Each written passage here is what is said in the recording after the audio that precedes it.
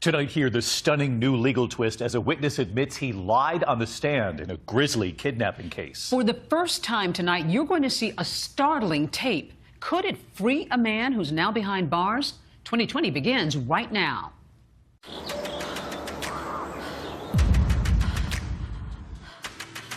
Somebody has my daughter. They have kidnapped her. Please get everybody in the community out there. Everybody trying to say, it's okay, Karen, this is all just a mistake. But see, they didn't know what I knew that morning. Nursing student Holly Bobo. Last seen being dragged away from her home by a man in camouflage. He said, stop, stop, stop, leave me alone, stop. But she never called out his name. Just hours after Holly Bobo disappeared, more than 400 people turned up here to search these woods. Holly, I love you so much. Please try to get home to us. I just remember it was madness. Cops everywhere, helicopters flying. It was already crazy. We were looking at everybody. Everybody was looked at. When did someone kind of pull away from the rest? He said if somebody like him had got Holly, she's just a toy to him. And it's all fantasy world. Dennis Benjamin says, there's a man on my porch who has just confessed to the kidnapping of Holly Bobo. Do you think the jury got this one wrong? Absolutely. Yep. Innocent people are in prison. Please, please help us find her.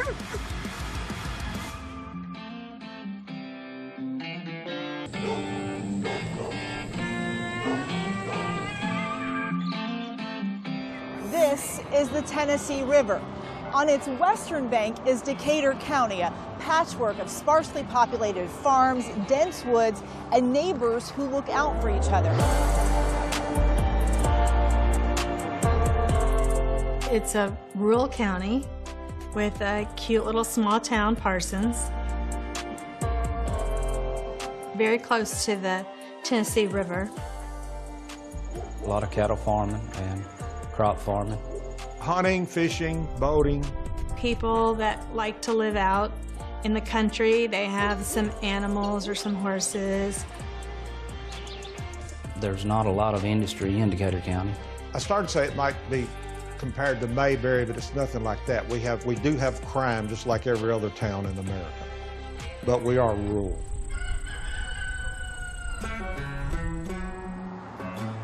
Everybody pretty much knows everybody. Everybody knew Holly and her family. 20-year-old Holly Bobo came from a loving family. She lived with her mother, Karen, father, Dana, and her older brother, 25-year-old Clint, in a home her dad built with his own hands. It was your typical little single story, 3 bedrooms, kitchen was in the middle kind of, and then a little small living room. And they had a carport there, which is a 2-car carport to the back of the house. They're typical middle-class, hard-working country folks. Holly's dad, he had an excavating business, and her mother was a school teacher. Holly and I were very close, and we were about 5 years apart. Holly was raised like my little sister, and Clint was like my little brother. We were always growing up together. We just lived in our own world, 2 kids in college. We had our church family, our family gatherings, went to the movies together, rode 4-wheelers together, rode horses. The Bobo kids grew up with a sense of caring for their community. Clint is studying to become a social worker, and Holly is attending nursing school. They're the best people on earth. That's what hurt so bad, that this happened to them. They didn't do anything that would have put them in harm's way of having this to happen. It just doesn't happen to people like them.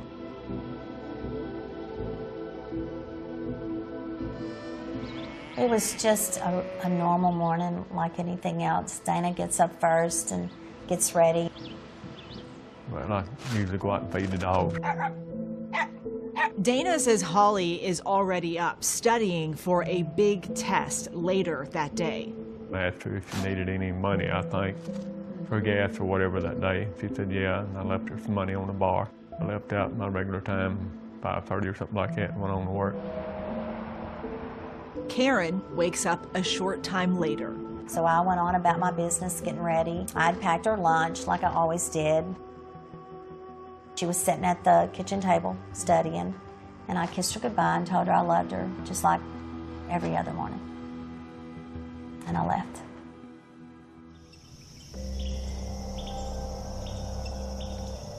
Around 7:45, a neighbor was getting ready to go to work. He heard a scream from next door. She said, stop, stop, stop, leave me alone, stop. But she never called out his name. It made such an impression on him. He told his mother that he heard somebody screaming over at the Bobo's house. That neighbor calls Karen Bobo at work, worried, saying, "We heard a scream coming from your house." That's just not a call you get every day, so I instantly knew something was wrong. Holly's brother Clint, who is asleep in the house, doesn't hear the scream, but he wakes up to the family dog, Rascal, barking. He just continued to bark, so I decided to get up, to see what he was barking at. As I was approaching that window, I heard people talking, voices. I could tell it was a male and a female voice. Now, I never was able to really tell what they were saying. There's a side window next to the kitchen that faces the carport, which, of course, is an open carport. Clint looks into the carport. He sees Holly and another person kneel down in a catcher stance. So I could see enough to tell that it was Holly and a man in camouflage who I identified as Drew, who is her boyfriend. At first he thought it was Holly and her boyfriend and they were arguing. He didn't want to get involved in it, so he stepped away and let them do whatever they were doing. At that point, he sent his mom a text and asked, "Does Holly not have school today?" And I said, well, her and Drew are out here in the garage. I expected Drew to be dressed in camouflage because Drew and I had talked the night before, and he told me he was going turkey hunting that morning. But there were some things that Clint didn't know that his mother knew. Drew was at least 30 minutes drive away. Drew was hunting on my mom's property in southern Decatur County. Right away, her instincts told her, that's terribly wrong. I would say like 20 seconds later, I received a phone call from her. She says, call all the neighbors. Oh my God, Clint, that's not Drew. I said, that's not Drew, get a gun and shoot him. Miss Karen is saying, shoot him, get your gun and shoot him. He's like, what are you talking about? You want me to shoot Drew? He just woke up. He wasn't comprehending everything that was going on. And I said, so you want me to shoot Drew? And I think that's when she must have hung the phone up. I just hung up, and I collapsed to the floor. He said he went and got his gun, and he looked out the back window of the kitchen, and he saw that Holly was walking with a man in camouflage. At that point is when I could see them. They were walking towards the woods, and there's a trail that Holly and I are both very familiar with. That trail leads you to a logging road. And they looked like they were walking right toward that trail. She was walking on her own. She didn't appear to be hurt, and still thinking it's Drew. And I'm watching them as they're walking toward this trail. As Clint Bobo is watching his sister Holly and this man in camouflage disappear into the woods, back at work, Karen Bobo knows something is really wrong. And everybody trying to say, it's okay, Karen, this is all just a mistake. But see, they didn't know what I knew that morning. It couldn't be Drew, and that the neighbor had heard a scream. And so my friend, she grabbed my hand, pulled me up, and we headed out of the building. She hands me her phone. 911, what's your emergency? Somebody has my daughter. They have kidnapped her. And somebody in full camouflage got Holly. Please get everybody in the community out there. They're on their way, sweetie. I've got everybody on their way right now already. Oh, my God. In the hours and days that follow, thousands of people will come to this small town, all asking the same question.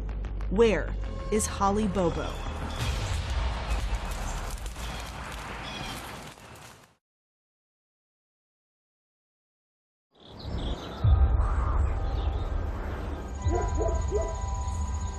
A quiet spring morning in the country interrupted by a scream. Then, a deafening silence. 20-year-old Holly Bobo vanished from her own backyard, and her family is in anguish. Holly was an absolute joy from the day she was born. It just seemed like there was something special about her. She was always kind to people and appreciated the small things in life. Holly's mother says she shares a special bond with her only daughter. We could finish each other's sentences. We enjoyed doing the same things, riding horses, listening to the radio. Holly's cousin, country singer Whitney Duncan, says music has always been a passion for Holly. We had singing in common for sure, and she had a beautiful voice. Peace in the Valley was her favorite gospel song. I have that clip and go back and watch it.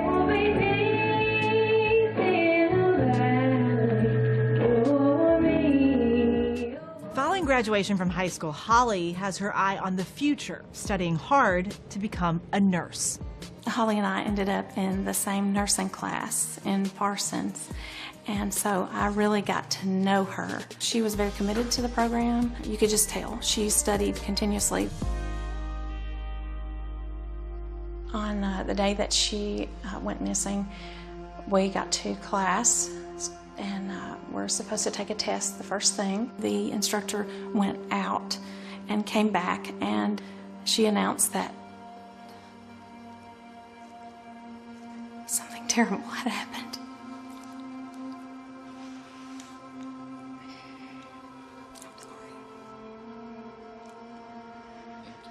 And so we immediately dispersed, went to the area, started searching.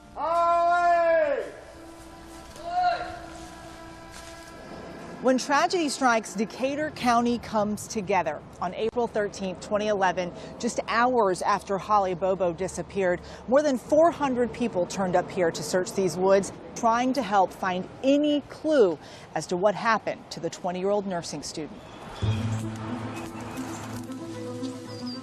The search response was almost immediate. By 8:30, half the neighborhood was out there. I've seen 800 people out here today. These guys here is going to be the team leaders. Group 1 is this, so it'd be Group 2 that's down here. By 10, half the county was there. Holly, I love you so much. Please try to get home to us. And if anybody knows anything about her, please help us find her. So when you first get there on the scene, what was it like there? Everybody was involved trying to determine what happened to Holly Bobo. It was just a chaotic scene of following leads with hundreds of people involved. Just anybody that can help, just come on and help us, please. You know, Tennessee's known as the volunteer state, and that's what happened. Just about every county in half of Tennessee was there, from Memphis to beyond Nashville. If you see anything that is not right, call me. There are people on horseback, ATVs.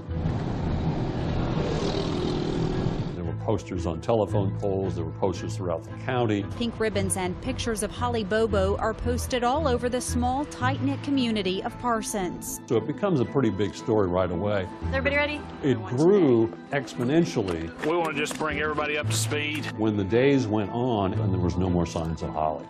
Got a lot of ground left to cover still. First, you had the local stations. It's been almost a week since Holly was last seen outside her family's home. From Jackson, from Decatur County, from Nashville and Memphis coming in.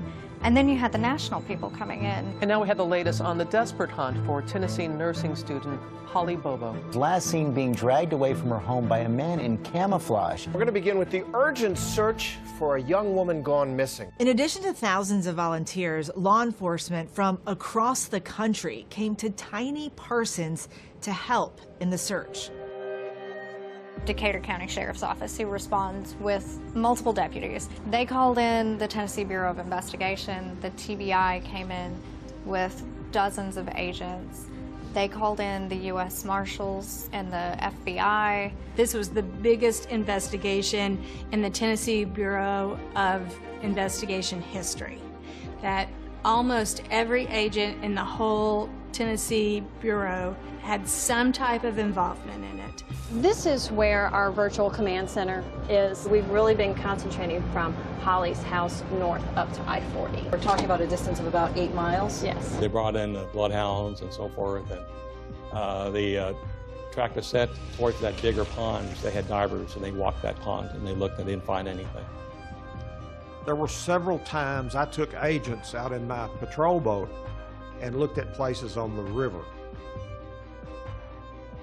So I just remember it was madness. Cops everywhere, helicopters flying. It was already crazy. And for me, it was just surreal. I just want her back. Thank you. While authorities focus on the search, the crime scene itself reveals very little in the way of physical evidence. A footprint and spots of blood in the carport where Clint last saw his sister. There's two little steps that go into the carport. Her Mustang was parked in the first slot and the blood was found right in front of it. One of them was about the size of a fist. The other ones were much smaller, maybe a quarter sized or dime sized. And it was determined to be hers. The discovery of the blood obviously is disheartening. It indicates she's at least injured. She was at least bleeding when she was taken away. The working theory? Whoever took Holly had to be familiar with the area and know the Bobo's schedule. We feel that she knew that she was in fear of her life, so she was complying with his command. It might have been somebody close, somebody that kind of knew our routine of when I left, when she left, and when my daughter left to go to school. In our minds, besides the very few people we were the closest to, anybody could have been a suspect. As the list of possible suspects grows, authorities begin to wonder if the abductor could be even closer to home than the Bobos realize. There were a lot of people that felt him telling the truth would be the secret to solving this case.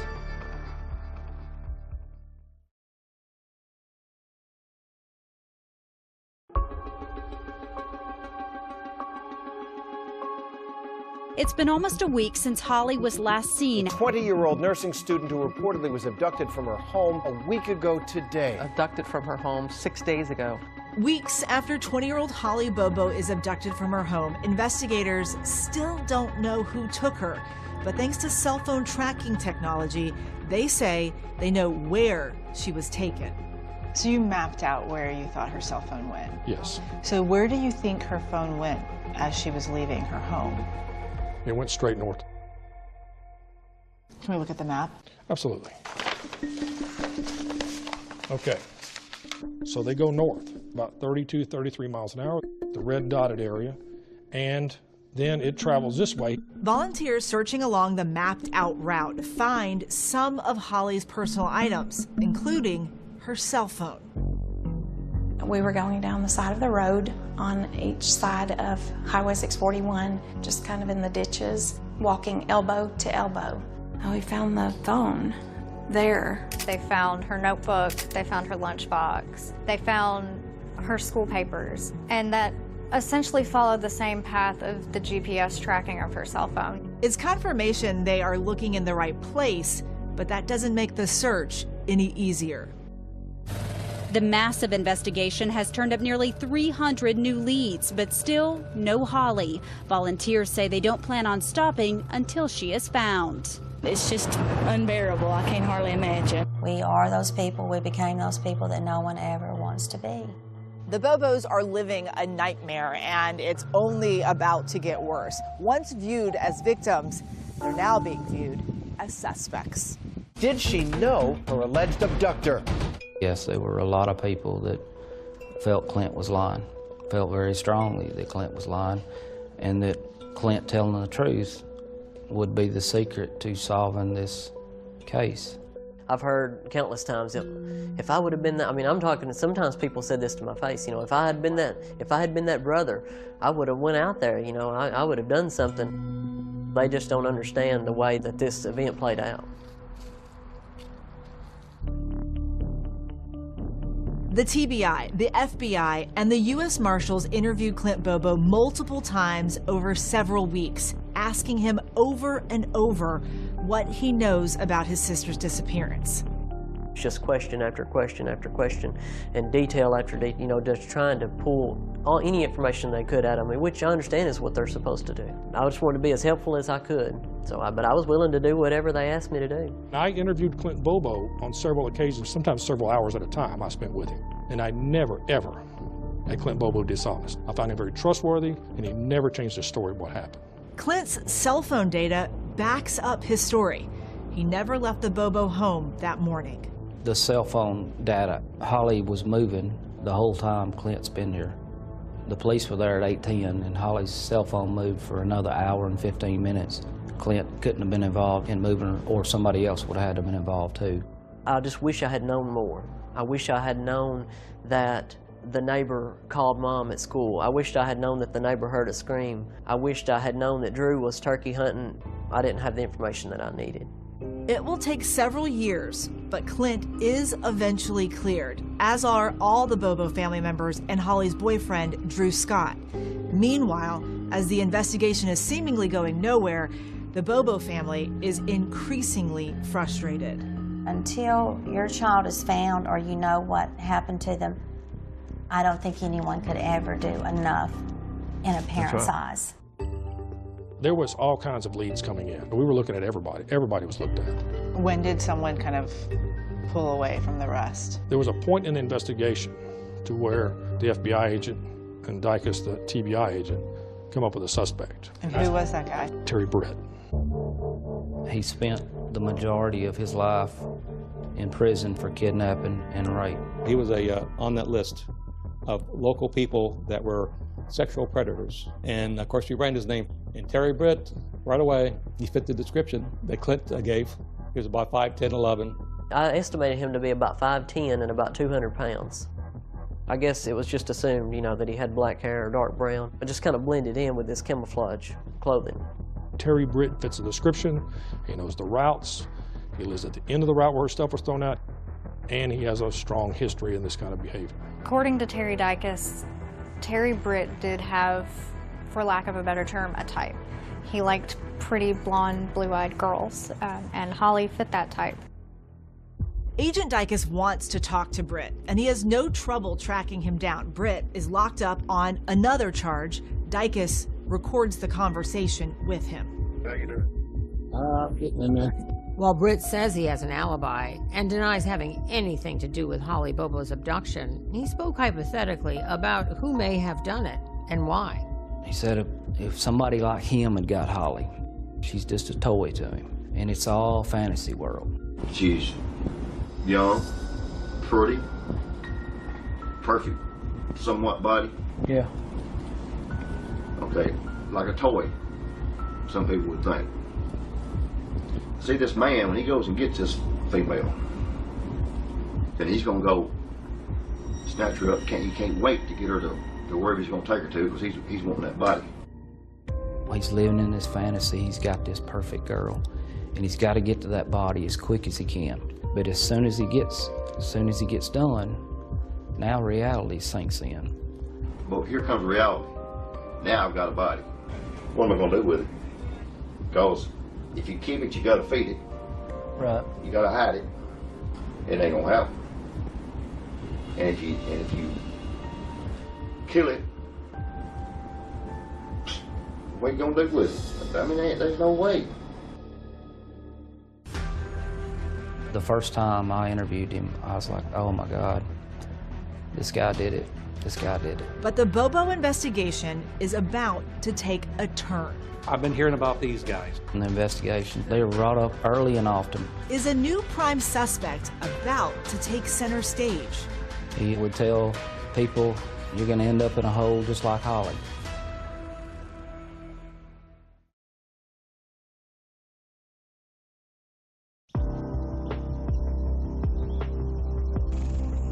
Months into their investigation, no arrests have been made, but TBI agent Terry Dicus is convinced he has his guy. We conducted 1,000 interviews. We looked at 5 counties around. Terry Britt's the one. It's either this guy or we have no idea who.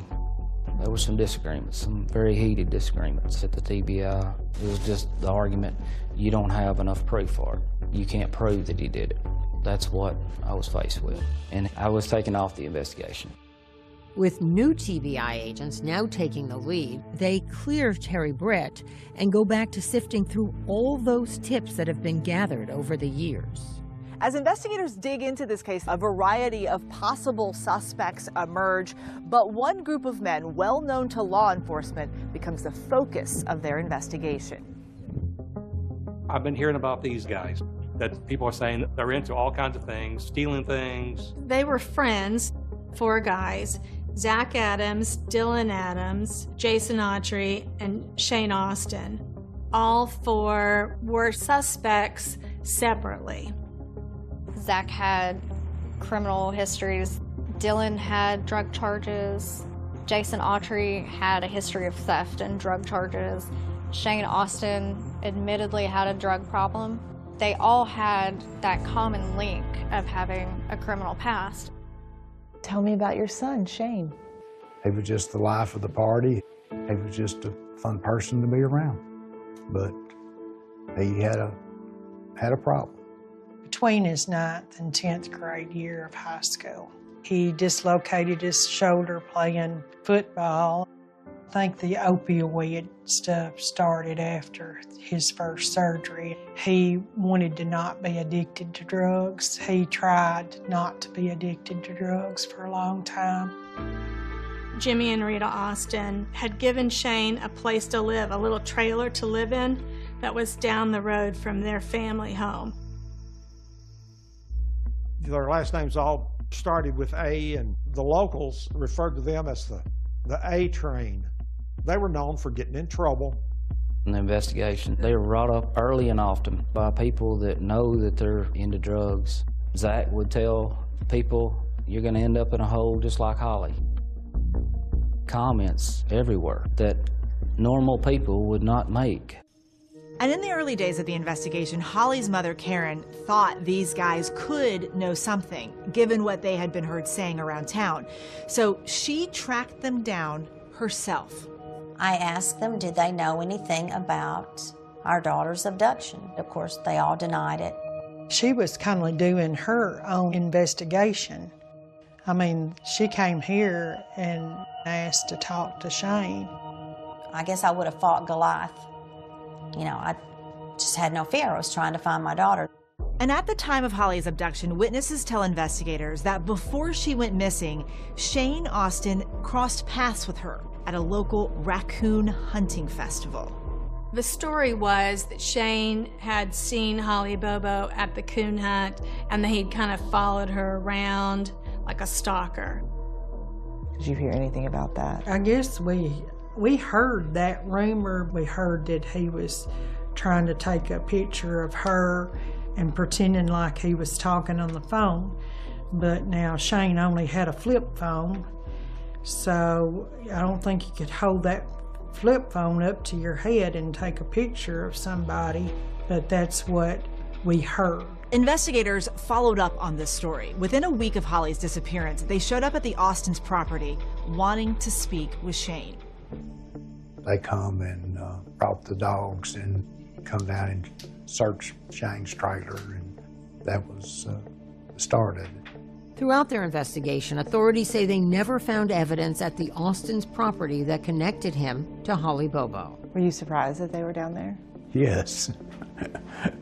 I mean, I know Shane had drug issues, and that's what I told the TBI guy when he come to the gate down there. I said, hey, I said, if she'd been made of morphine, I'd said you come to the right place. But no way. And then, 2 years later, with those new agents on the case, authorities zeroed back in on the Adams brothers, Jason Autry and Shane Austin. At what point did you realize that he might be in trouble with all of this? When they come back at 6 o'clock in the morning and tooting the horn, so we went down and opened the gate and let them in, and they said, we're down here to get this over with, so we want Shane. That's when they wanted to know where the body was at. The TBI met with Shane and they got that immunity deal. Investigators offered Shane immunity to cooperate and tell them what he knew about his friend's involvement in Holly Bobo's abduction. You take an immunity deal, hey, you've done something. You've done something. But the lawyer said, if you don't do it, they're going to arrest him. They've done told me they're going to arrest him. And he said, it's going to cost thousands of dollars. So us three, we talked and we agreed. We talked hard. We talked hard. We talked hard. If you got any part of this, you better be telling it. Shane Austin had nothing at all to do with this. So Shane Austin takes the deal, but when he sits down with investigators, they're disappointed. They was very unhappy because he didn't know where the body was at. According to authorities, all he can tell them is that he too has heard Zach Adams make incriminating comments about what happened to Holly. There was talk that Zach had blurted out, "I'm going to do you like I did to Holly." But Shane also said that he didn't believe that Zach was telling the truth. He thought that Zach was just boasting.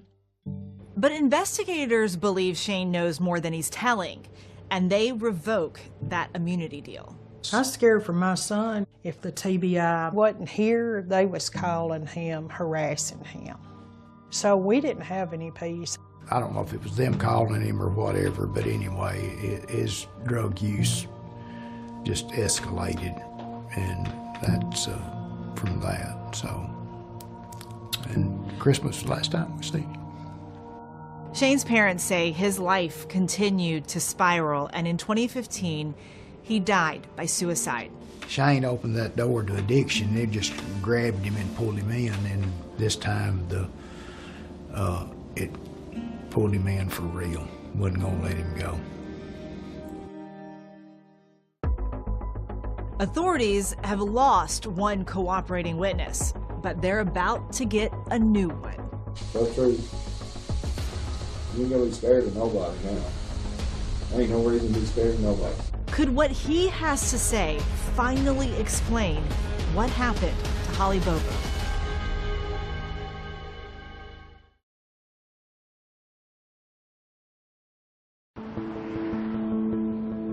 More than 2 years after Holly Bobo disappeared, investigators are still searching for answers. Rumors about 4 local small-time criminals, Zach Adams, his brother Dylan Adams, Jason Autry, and Shane Austin, have failed to lead to any hard evidence. But in 2014, investigators catch a break when Dylan Adams is arrested on unrelated gun charges.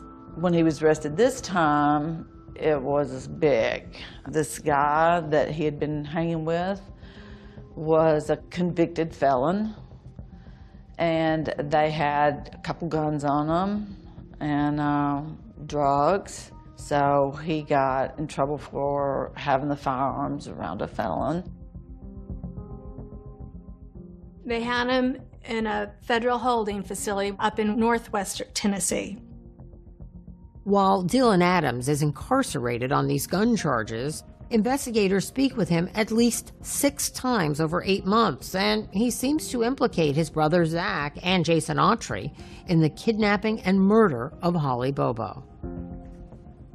I had to go through the TBI to make sure my son was still alive, still safe, and you know, each time that I spoke with him, there was no indication that he was being interrogated.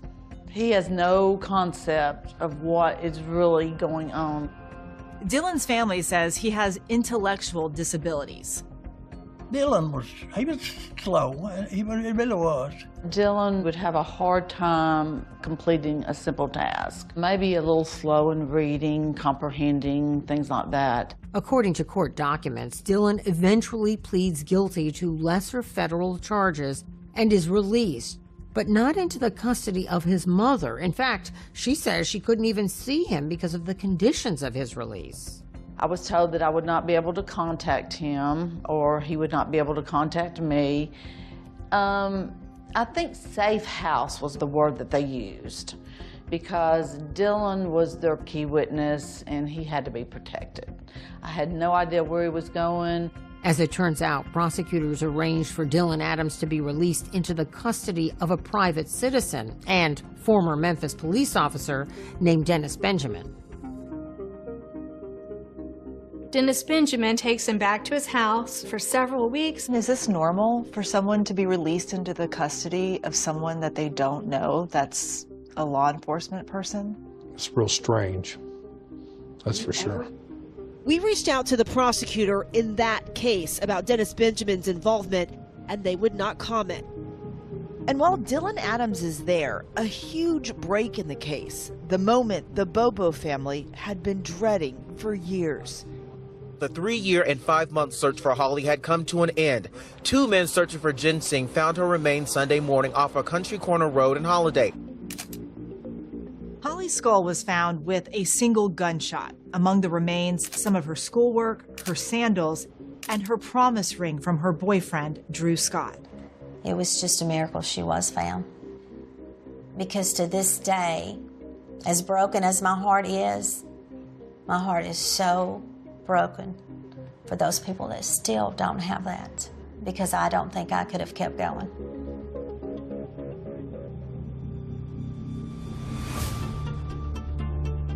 And just weeks later, the Decatur County Sheriff's Office receives a shocking phone call. The caller is Dennis Benjamin, telling them that Dylan Adams, still in his custody, has just confessed to taking part in the kidnapping and murder of Holly Bobo. You'll have your seat right there if you don't mind. Dylan Adams is brought in to speak with TBI agents, and through halting one-word answers, he tells them that he, Zach Adams, Jason Autry, and Shane Austin committed the crime together. You came forward to Dennis and told him some things that are above and beyond what you've ever told me or Brent about this case, right? Yes. Okay. Describe what was she doing, what did she look like, what was she wearing, she had long pants on, pink shirt, same face that. Remember that. Okay. Dylan says that all 4 men sexually assaulted Holly at Zach's house. And now you're saying that Shane Austin is sitting there. You're sitting there. Jason Autry is sitting there. And Zach. Is there anybody else involved? Was Holly Bobo kidnapped? Was she raped? Raped by you? I just see someone being bullied into saying something they didn't do. I think that he was just trying to get through it. You withheld information. That ain't how this works. He was in a federal holding facility for almost 2 years. The TBI agents there pounded him, and he never, ever once said, I raped Holly. And then he's moved to this Dennis Benjamin's house, and suddenly he's raped Holly. We attempted to contact Dennis Benjamin, but we were unable to reach him. She was shot in the back of the head. How did that happen? How much blood was on the floor? What was ever done to clean that up? Well, I know just the guy. After her, I don't know. Armed with Dylan's confession and a search warrant, investigators go to Zach Adams' house looking for any physical evidence to corroborate his story. They come to the door there and asked me, said, you want to unlock it or you want us to tear the door down? And they knocked a hole in it to see what was back there, I reckon. Tore the fan down as they was tearing the floor out. They used my pick and things to tear this out with, but they cut it out with a saw. And the story he was raping her and attacking her in the house. Well, they pulled up floorboards, they DNA tested all the couch and the bed and everything, never found nothing. We reached out to the TBI and they declined to answer specific questions about this case. In my heart of hearts, I know my boys, they're drug addicts. They're not murderers. But despite a lack of evidence, authorities believe that's exactly what they are. Zach Adams, Jason Autry, and Dylan Adams are eventually all indicted for murder. Decatur County Grand Jury handed down indictment of especially aggravated kidnapping and first-degree felony murder. With all 3 heading to trial, the state announces that it will seek the death penalty, and Jason Autry proclaims his innocence to anyone who will listen. Innocent man falsely accused. And tonight, for the first time, you'll hear from Zach Adams in his own words. I have no need for that. And the brand new development that Adams hopes may finally exonerate him. If you don't play with him, you might as well go all the way, Jason.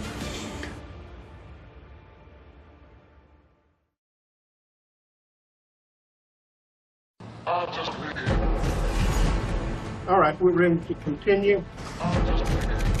A nursing student who was last seen being dragged away from her home by a man in camouflage. Holly, I love you so much. The Bobos are living a nightmare, and it's only about to get worse. I know that my daughter begged for her life. Look at me, please. You have shown absolutely no remorse. But is she saying that to someone who's innocent? Why do you think you guys became suspects in this case? There were a lot of people at your trial that testified that you had made comments and that you had killed Holly Bobo. I don't think they're capable of kidnapping a woman and keeping it secret for 2 years. I don't think they're capable of doing arithmetic. Raise your right hand, please. Did a key witness lie on the stand? He said, I need you to help me bury this body. He said, that's Holly Bobo. Now, video never seen before of that same crucial witness If you don't play with it, you might as well go all the way. changing his story. So we went all the way. What does he tell you? Tells me he made the whole thing up. Why would someone admit to killing someone if they didn't do it?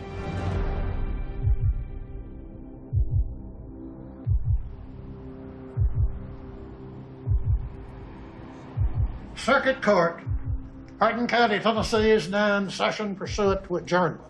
The Honorable C. Creed McGinley presiding. God bless the United States, the state of Tennessee, the county of Hardin, and this honorable court. You may be seated. It's been 6 years since Holly Bobo was taken. 6 years since she died. Everybody, judge, jury, prosecution, defense, gathered inside this courthouse. It's September, but it's stuffy. The jurors are sweating, people fanning themselves in the Tennessee heat, and no one has a hotter seat than the defendant, Zach Adams. He's charged with kidnapping, murdering, and raping Holly Bobo. He could face the death penalty if convicted. In this case, State of Tennessee versus Zachary Wright Adams. State ready to proceed. We are, Your Honor. Defendant ready to proceed. Yes, sir. Zach Adams has put on a suit and a lot of weight. He is the only defendant in this trial. His friend Shane Austin died by suicide. Co-defendants Jason Autry and Dylan Adams expected to stand trial later. Zach was the one that the state of Tennessee thought was the most culpable, so they chose to try him first. Hello, this is a prepaid call from an inmate at the Tennessee Department of Corrections. Hello. Hey, Zach, this is Eva. How are you doing? Hi, I'm good. Adams does not testify, but years later, he tells us his story in his first interview ever. What do you say to all those people who think you're guilty? Where's the evidence? There's not one single piece of evidence. Did you think you were going to get off? Well, I knew I was innocent. When you're innocent, it doesn't matter. You're thinking, yeah, of course you're thinking you're going to come home because you're innocent. He took her, he raped her, killed her, he covered it up, he bragged about it, and he almost got away with it, but he didn't, because we're here. No. He did not murder Holly Lynn Bobo. He did not kidnap Holly Lynn Bobo. He did not abduct Holly Lynn Bobo. He did not rape Holly. And do you remember? Karen Bobo knew the man, now accused of killing her daughter, when he was just a boy. Did you know Zach Adams? I had Zach in the 4th grade. I was his 4th grade school teacher. The very first day, you have Holly's mother basically fall out on the stand during her testimony. Take just a minute, I'm feeling sick. Let's take the witness. I want everyone to remain with me while the jury files out, please. Oh, got a nurse. Holly's father also testifies. What day did you give up hope for the very first time? About 3 years into it, give or take. The TBI come to our house, told us that was Holly. Holly had been found. That was her remains. I'm going to ask you to look at this picture. You recognize it? Prosecutors produced the alleged murder weapon. It's a .32 caliber revolver witnesses claim was owned by Zach Adams' friend, Shane Austin, and it was recovered in a drainage ditch just months before the trial. We located a metal object that was later identified as a revolver. A parade of no fewer than 9 witnesses testify that over the years, Adams, often while on drugs or in jail, made incriminating statements. He said, "I'll kill you like I did Holly Bobo." He made the comment, "I couldn't have picked a prettier bitch." He just had a couple of his friends, you know, they got drunk and they went into the woods with this girl, and then he was like, you know, I was there for the worst of it. And I was like, "Well, did you do it?" And he was like, I was there for the worst of it, and he just left it like that. Somebody that would brag about that, my God, that's the devil's work. You don't do that. Did you say those things? My life used to revolve around drugs and selling drugs and stuff. So if I could get people intimidated or make them think that, you know, fear me or whatever. So I said things that I shouldn't have said, but I never directly said I did this to Holly. The prosecution and defense each call a cell phone expert. Both agree Adams and the other suspects' phones did not hit cell towers near the Bobo home at the time Holly was taken. At the time of this abduction, do we have any idea where Zach Adams' phone is, where Shane Austin's phone is, where Dylan Adams' phone is, or where Jason Autry's phone is? No. The prosecution expert says it's possible Holly and Zach Adams' phones were in the same general locations later that morning, but the defense expert disagrees. In very general terms, the devices were not together at the same location at the same time during that morning. Did you kill Holly Bobo? Absolutely not.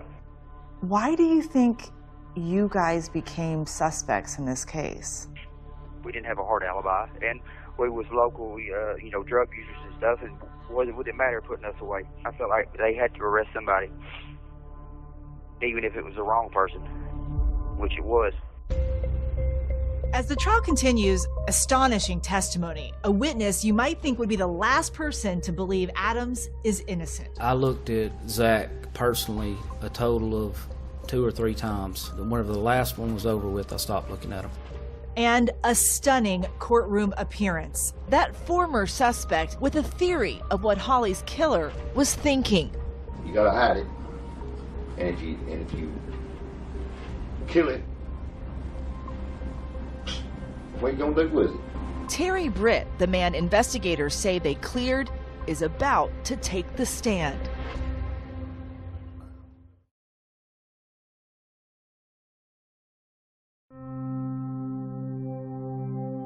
All right, we're ready to continue. Defense ready to proceed? Yes, State ready to proceed? Yes. All right, call your next. Terry Dykes. The prosecution of Zach Adams for the murder of Holly Bobo, not surprisingly, features plenty of law enforcement witnesses. That's standard. What is unusual, the defense calls 6 current and former law enforcement witnesses, including the TBI's very own former lead investigator, Terry Dykes. The determination I made is that he could not have been involved in the kidnapping. Is it really unusual for law enforcement? Absolutely, it's unusual. I've never testified for the defense. No, it doesn't happen. Law enforcement guys don't come forward for the defense. I was wasting my time. Wasting your time doing what? Investigating these idiots. Can you be more specific about these idiots? Jason Autry, Zach Adams, and Shane Austin, and Dylan Adams. I don't think they're capable of kidnapping a woman and keeping it secret for 2 years. I don't think they're capable of that. I don't think they're capable of doing arithmetic, much less this.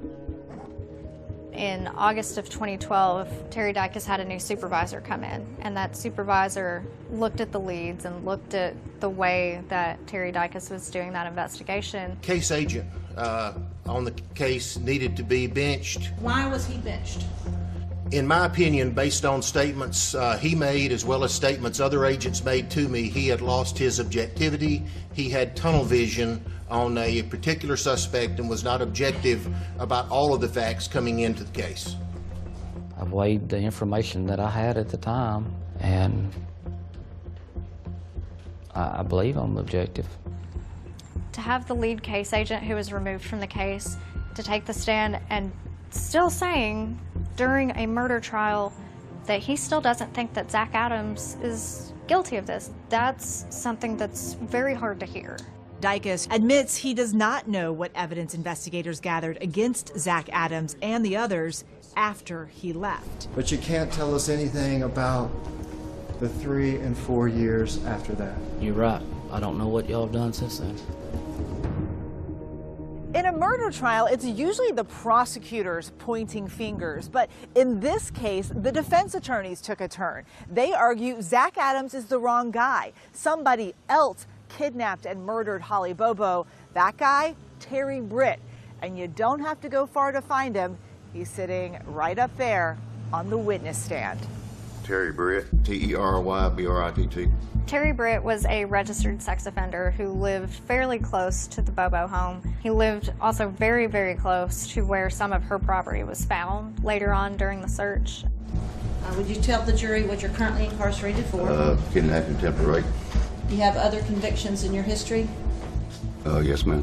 Had a rape charge, a robbery charge. I got on to him because, number one, he is the exact size of what our witness said the abductor looked like, okay? His history tells me he's capable of kidnapping her.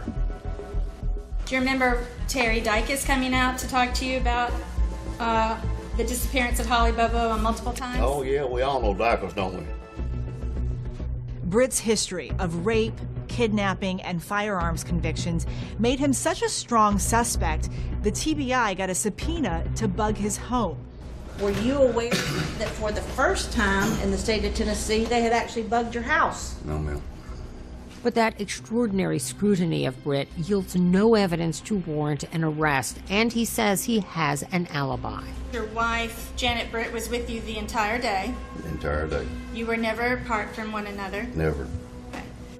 I checked his alibi and found out it was garbage. Why did you think the alibi was garbage? His cell phone called Janet's cell phone and talked to it for 2 minutes and 56 seconds. His alibi is not true. It's fabricated. Okay. Nevertheless, the Brits insist they were together the whole time and their alibi is legitimate. Terry Dicus called me to go interview Terry Britt, and all Dicus wanted to know was if he is interested in talking about Holly Bobo and working out some kind of deal. U.S. Marshal John Walker says he visits Britt, who is in prison on an unrelated charge, and lays out how he believed Britt committed the crime. I said, I know you're a sociopath, I know you have issues with women, and I walked him through what we knew. He interrupted me and looked at me very, very straightforward and said, sounds like you've had it all figured out. I'll plead to it and you can close the case. Do you remember at one time offering to plead guilty to the murder of Holly Bobo if you could get a 20-year sentence?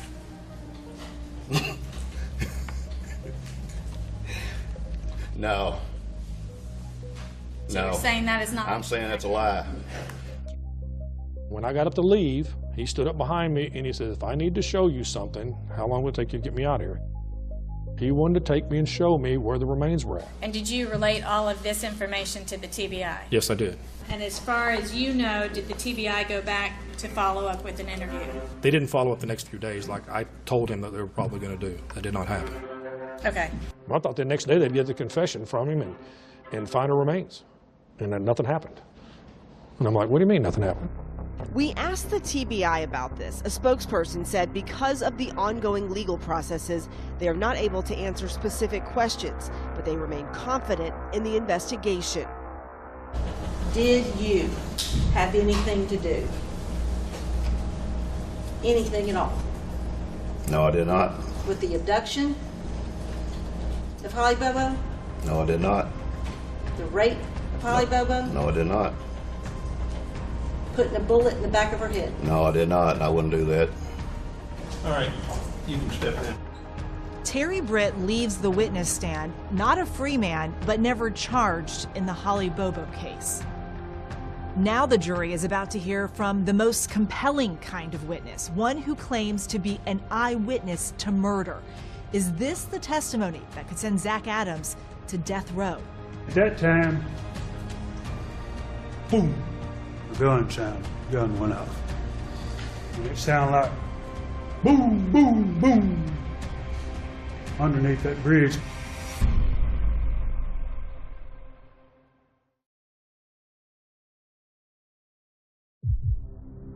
Chilling testimony today in the trial of Zach Adams, one of the men charged in the murder of Holly Bobo. The prosecution opened up with a somber message to the jurors, saying Adams bragged about killing Bobo. So far, there's no concrete evidence pinning Adams to the crime. There is no DNA, no fingerprints, no video, no recordings.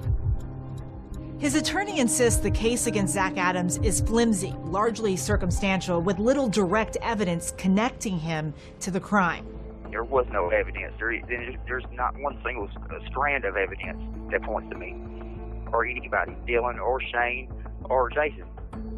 In the first 3 days of the state's case, none of the witnesses claimed to have seen Zach Adams with Holly Bobo. But that is about to change. On day 4, the state calls Jason Autry.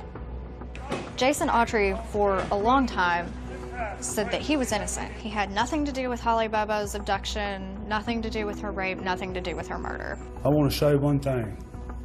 I'm innocent of these charges. I heard you say that earlier.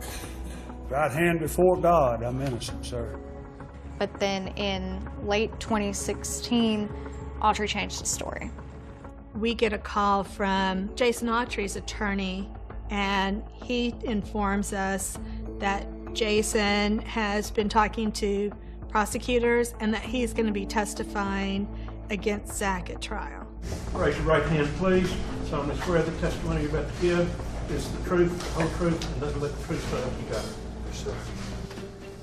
There are witnesses, there are star witnesses, and then there's Jason Autry. From gavel to gavel, the entire 4th day of testimony is all Autry.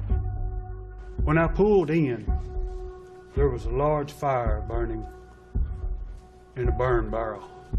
Dylan Adams was standing at the door of the trailer with his shirt off. Shane was walking around in the yard hollering, "Y'all need to hurry up and get the goddamn hell out of here," with a firearm holstered on the right side. And just details his entire day on April 13th like it was yesterday. Autry says Adams tells him later that he and his brother and Shane Austin had kidnapped Holly Bobo and raped her. He said, "I need you to help me bury this body." He said, "That's Holly Bobo." Jason Autry testifies that he and Zach Adams brought Holly Bobo here to this long, winding dirt road that runs along the Tennessee River.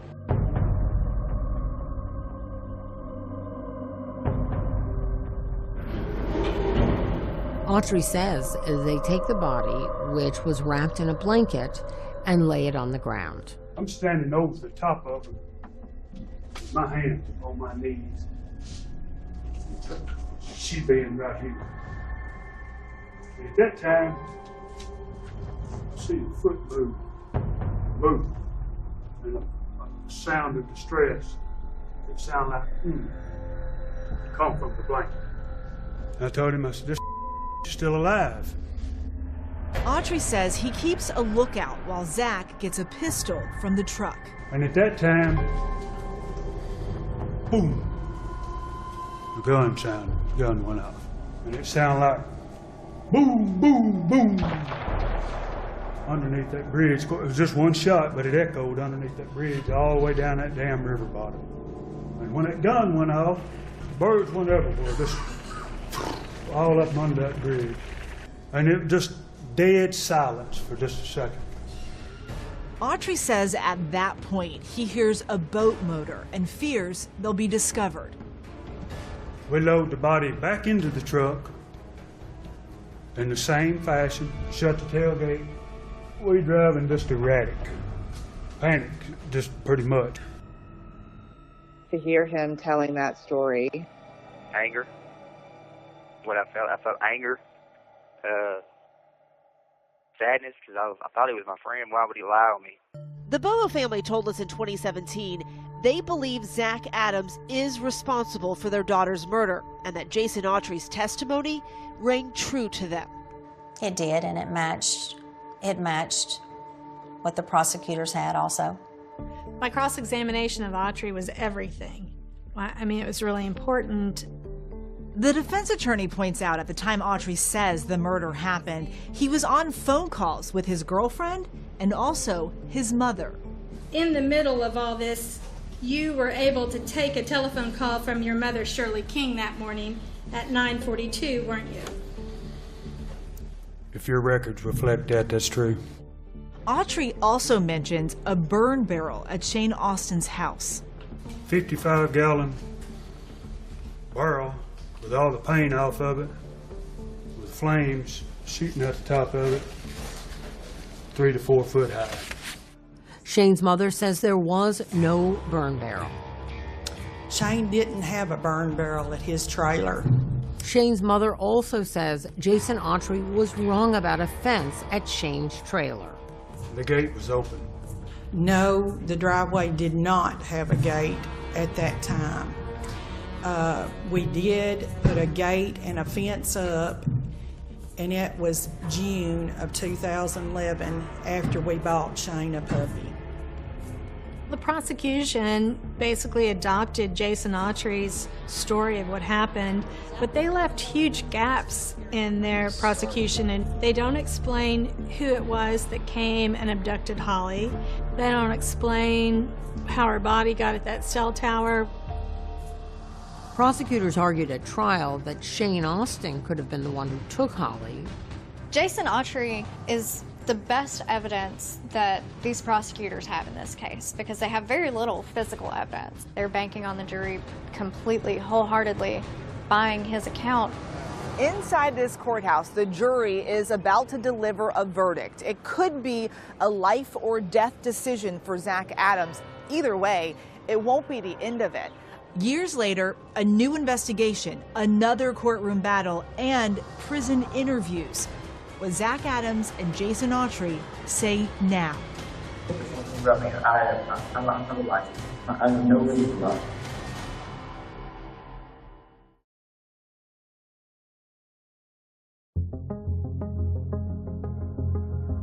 When the verdict is announced, out of respect for this jury, I will tell you, I want you to contain your emotions.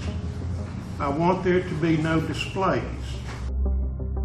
The jury deliberates 11 hours over 2 days and then finds Zach Adams guilty on all counts in the kidnapping, rape, and murder of Holly Bobo. When you heard them read the verdict and they said guilty. It was good. It was terrible. It was terrible. Worst day of my life, probably. There'll never be enough punishment for him. He don't deserve to be breathing the air that he's breathing today. Zach Adams avoids a possible death sentence. In a deal with prosecutors approved by the Bobo family, he gets life in prison without parole, plus 50 years. Who is that a picture of? That's Holly and myself. That's Holly and her nursing student classmates just a few days before. Karen Bobo, the woman who taught Zach Adams in the 4th grade, gives him a lesson on heartbreak. I know that she begged for her life because my daughter loved and enjoyed life. But you chose to take that from her. Tonight, a man accused of killing and raping Holly Bobo pleads guilty. Dylan Adams pleads guilty to a lesser offense, facilitating murder. He now faces 35 years in prison without the possibility of parole. 3 years later, Jason Autry pleads guilty to lesser charges related to Holly's kidnapping and murder. And with credit for time served, he is set free. His testimony was some of the most credible, persuasive testimony I've ever heard given in a courtroom. The state had to make a deal with the devil to get Zach Adams prosecuted. In my opinion, all three of them should be hanging in this big oak tree on the backside of this courthouse. From his prison cell, Zach Adams has tried and failed over the years to have his conviction overturned. Now, he is trying again. You hear people say that they're innocent all the time in jail, in prison. Yeah. So people are skeptical. What do you say to those people? He said the person was, what, 5'9", 200 pounds? It wasn't Jason Autry. He's 6'6".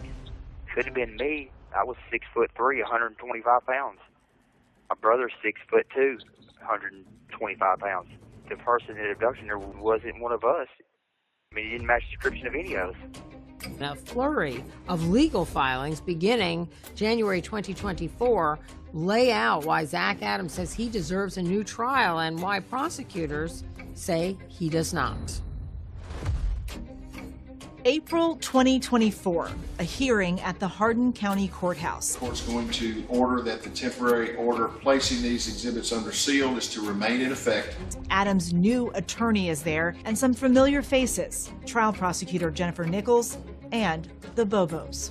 Zach Adams is searching for new evidence, new witnesses. He's being helped by Katie Spurko. She's a neuropsychologist, and she's been re-examining the case against him. How did you end up involved in this case? The attorney who's representing Zach Adams, Doug Bates, is an attorney I've worked with before. What was he looking for you to do? He wanted me to review the case file, watch the testimony, and see if there were things that stood out to me in terms of whether someone was being honest or not. Spurko says she is now working for Zach Adams' mother instead of his attorney. As psychologists, we are trained on how to interview people to elicit accurate information.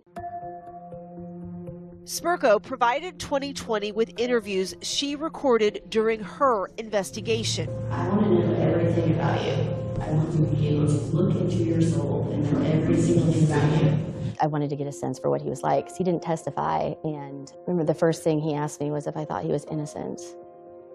And I said I didn't know yet. Do you now think he's innocent? I am so confident he's innocent.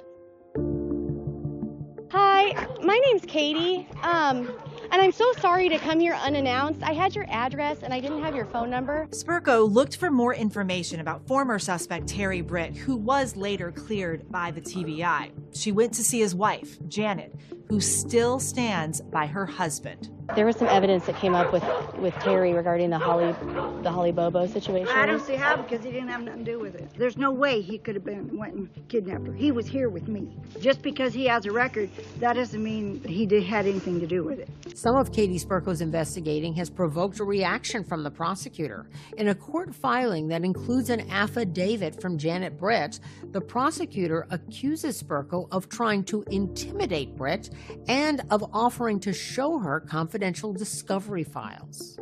Spurko denies she tried to intimidate Britt and says the only files she offered to share were public records of Terry Britt's criminal history. Zach Adams' court filings also say Spurko found a witness who claims she saw Terry Britt behaving oddly the morning Holly was taken. She said he was in a smaller truck and was kind of leaning over, had made eye contact with her and was leaning over, adjusting his body to block her view of his passenger seat. Prosecutors say Adams's attorney and Spurko have not gotten a sworn statement from that witness, which they say the law requires before it can be considered. Still ahead, the effort to free Zach Adams brings Katie Spurko face to face with the person who helped send him to prison. He said, somebody's got to pay, Jason. He said that he's going to be you.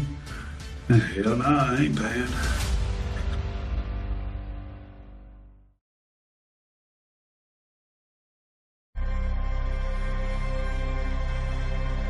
Forensic neuropsychologist Katie Spurko, now working for Zach Adams' family, has spent nearly a year studying his case file, watching the trial testimony, tracking down and interviewing witnesses. But the person she most wanted to talk to was the man many say sealed Adams' fate, Jason Autry. Mr. Autry, raise your right hand, please. Solemnly swear the testimony you're about to give. I found him to be such an engaging witness. And at the same time, there were aspects of his story that were red flags, just impossible. Dylan Adams was standing at the door of the trailer with his shirt off. Shane was walking around in the yard with a firearm holstered on the right side. Okay, so this is in 2017, and he's having a recollection. A friend goes around with a firearm, has it holstered on his right side. That's a really specific thing to remember. That's my testimony, the truth. There were just a lot of question marks for you. Yes, he's going through the events of this day, minute by minute almost, with this crazy level of attention to detail and memory. That was a discrepancy that caught my attention. After being released from prison for his admitted involvement in Holly Bobo's murder, it doesn't take long for Jason Autry to get in trouble with the law again. Requesting assistance on Morris Road with a subject that has a rifle. Be advised the subject has taken off running. Well, 2 months later, after they let him out of jail, he gets caught in the neighboring county with a firearm. Well, breaking news now. The man who served time for the killing of Holly Bobo has been arrested once again, this time in Benton County in a field there. There he goes, back to jail, and then he's still there to this day. Autry ultimately pleaded guilty to these new weapons charges and remains behind bars awaiting sentencing in that case. Back in 2017, Jason Autry told the jury that spellbinding story of what happened to Holly Bobo under the I-40 bridge right here at the banks of the Tennessee River. But what's he saying now? That's what Katie Spurko had to find out if Zach Adams was going to have any hope at all. My name is Jason Autry. There you go. Thank you. When you went to see Jason, what were you hoping was going to come from that conversation? I was just super curious what he would be like, if he would talk to me, what he would have to say. Can we just start at the very beginning of when he first started getting questioned related to the Bobo case? I asked him, what did you do that day? And he gave me what seemed like a really honest answer. No, I couldn't tell you what I done that day. Yeah. Katie Spurko provided ABC News with this video, and it's the first time it's being seen publicly.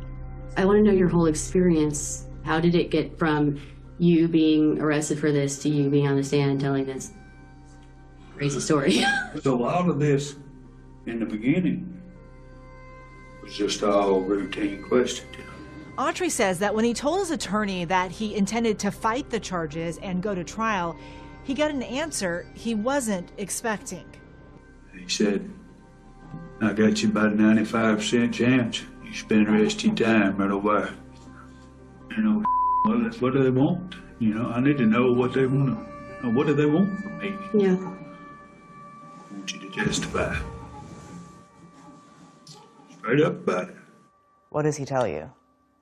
Tells me he made the whole thing up. Took the phone records and the case file and put together what he did that day to craft a story that fits in with the evidence that exists and cannot be changed. I said, well, what if I say all I seen was just a body, you know, laying in the back of the truck? It's not enough to get you out. Why would someone admit to killing someone if they didn't do it? He's sitting in jail for years. He's being told that Zach's gonna be telling a story against him, and basically it's this or the death penalty. And so under that amount of pressure, I think a lot of people would have folded the way he did. And he said, I need you to help me bury this body. And he said, that's Holly Bobo. You're an engaging witness. Well, I was trained. I could tell you were trained. I'm on the witness stand a lot. Yeah. I know. I was a trained witness. Yeah. Who was doing the training? Jennifer Nichols. Yeah. Yeah, She was the boss of it all. Zach Adams' defense team made this claim in their legal filing, and we reached out to Jennifer Nichols about it. She denied the allegation, telling us that it is a false statement. The only guidance ever given to Jason Autry was to tell the truth. There was no training. That's the worst that I've ever felt in my life, coming back, knowing that you just lied, put an innocent man in prison. Now he has no benefit to be gained other than morally to address the remorse. This isn't helping him whatsoever. He's facing sentencing on federal gun charges. But it's important to remember that one way or another, Jason Autry is an admitted liar. And prosecutors argue that Autry's recantation should not get Zach Adams a new trial, saying Mr. Autry's credibility was thoroughly impeached during cross-examination at trial and that the jury was aware of inconsistencies in his testimony. They also contend that Autry's testimony was vetted and corroborated. What do you think of the fact that Jason recanted his confession? I'm glad. I'm glad he's telling the truth. It's about time. I wish he would have never lied in the first place. So what does this mean for Zach Adams? Is there a chance Jason Autry's new story could set him free?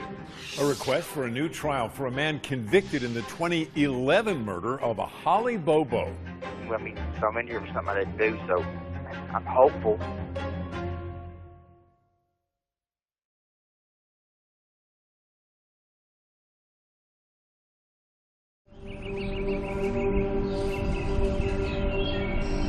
This case is a tragedy. There was never a day in that courtroom that I didn't feel for Karen Bobo. And you have shown absolutely, look at me please, you have shown absolutely no remorse for anything that you have done. At sentencing, Holly Bobo's mother, there was that very dramatic moment where she wanted to speak to you and look you face to face, eye to eye. Well, she felt like she was talking to the person that took her daughter's life, but she don't realize that I'm not that person. They're the real victims of all this, but they need to know that we didn't have anything to do with it. And if I knew anything, I would have helped any way I could have. Before this happened to Holly, we lived in what we thought was one of the safest communities. The day that Holly was abducted, not only was something taken from us, it was taken from our whole county, community, and the surrounding counties. The goal was to get justice for Holly, and I feel like that happened. And obviously it didn't bring her back. There will still be sad, but there is a little peace in knowing that the people that did this to her will be in jail. But now there are questions about whether one of those people, Zach Adams, will remain behind bars. A request for a new trial for a man convicted in the 2011 murder of a Holly Bobo. Zach Adams' team will now need to convince a judge that Jason Autry's new story amounts to new evidence that would have changed the jury's verdict. Jason Autry recanted his testimony, and that would give Adams an alibi for Bobo's murder. We reached out to Jennifer Nichols, the prosecutor in this case. She declined our request for an interview, but sent us a statement that says in part, "At trial, we presented proof through 62 witnesses and 250 exhibits. The jurors heard testimony of Zachary Adams' confessions to multiple and unrelated individuals. Today, nearly 8 years after the verdicts, I remain confident in the jury's verdicts of Zachary Adams' guilt." We understood, when the trial and sentence and everything took place, that there'd be a number of events down through the years. We're going to be patient because we still are seeking justice for our beloved Holly. Holly was always about helping someone. Whatever Holly did, she put forth her best effort. And it was just in her soul to be that kind, loving, nurturing person. It's been more than 13 years since Holly's passing, and her legacy still remains. A stretch of Tennessee highway has been dedicated in her honor. And Holly's cousin, country singer Whitney Duncan, recorded a song to honor Holly. I wanted to convey a message of she's not hurting anymore. You know, she is in a better place. But I know she's watching down and she sees everything. And she is happy.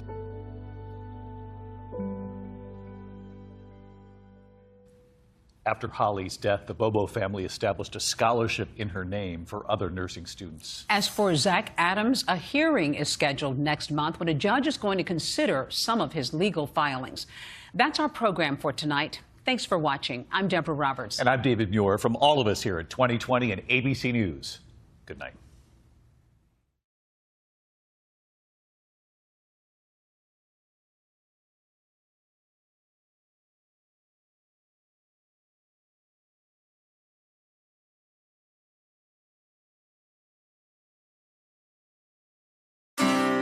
An ambitious, popular young restaurant manager. She was a tremendous young person who had unlimited potential. We always thought, just light the world on fire. Is found beaten, stabbed, and suffocated. The person who did this absolutely wanted to guarantee that she was dead. Whoever did it ransacked the safe.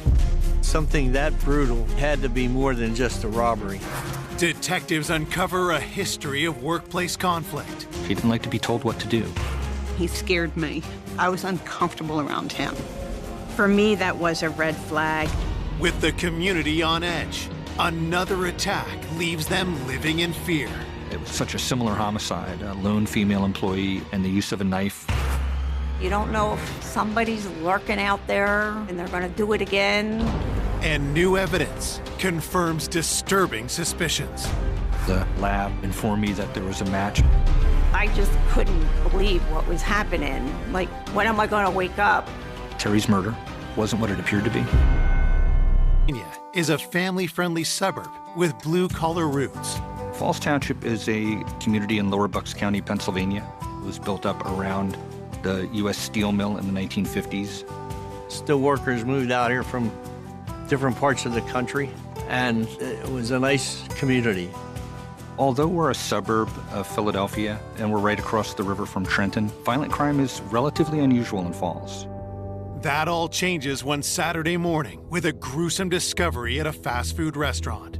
On the morning of February 4th, 1984, the manager arrived to open the restaurant, and upon entering, discovered that someone was laying outside the kitchen area and obviously deceased. The manager recognizes the woman as the restaurant's night shift manager, 25-year-old Terry Brooks. He observed Terry Brooks laying on the floor in a pool of blood with a knife stuck in her neck. And he phoned the dispatcher and stayed on the phone until officers got there. I was told that they had a homicide at the Roy Rogers restaurant on Route 1, so I was there pretty quickly. Her body was positioned near the kitchen. There was a butcher knife sticking out of her neck. She had black and blue marks and bruises everywhere. And it looked like hand marks around her neck, like she had been strangled. It was thought that she was still alive until the bag was put over her head because of the moisture in it from her breath. She looked like she had blood under her fingernails and blood on her hand, and that was wrapped in an evidence bag and secured. There was a rectangular kitchen prep area. That's where you could see both her shoes that were against the wall.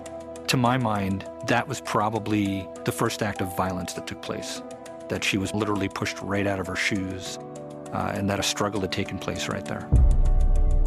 Moving around the corner is where the body was found. It looked like her body had been dragged on the floor to where she laid. Terry had her winter coat on, and her bag was also on the floor, like she was getting ready to leave. Further examination of the scene reveals evidence of another crime. In the office, a safe was open. There was a register drawer on the desk. The coins were scattered all over the floor. It just appeared that whoever did it ransacked the safe. There was money taken. It had all the earmarkings of a robbery homicide.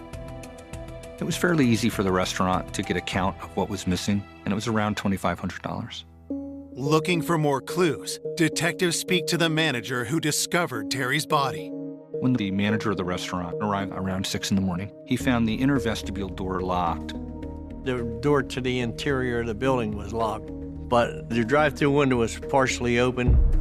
It appeared that the killer had left through the drive-through window because the metal pipe that was laid in the track as the kind of security measure to lock it up had been removed and laid to the side. But there was no sign of forced entry in the restaurant. Police believe Terry was killed sometime after midnight when the restaurant had closed. As detectives continue to process the crime scene, Terry's family discovers that she never returned home from work. The morning of the murder, Scott, the victim's fiance, knocks on the door to the Brooks family home. At the time, Terry lived with her parents. We hear a banging at the door, and it was Scott standing there, and he's like, Terry's car's not in the driveway. He tells them that he was driving by their house on his way to work and that he noticed Terry's car wasn't there. They then looked in her room and saw that, in fact, she wasn't home. And then Scott picked up the phone and dialed to Roy Rogers. And he goes, this is George Brooks, Terry Brooks's father. You know, she didn't come home last night. Is she okay? And they said, no, she's not. She, has been murdered.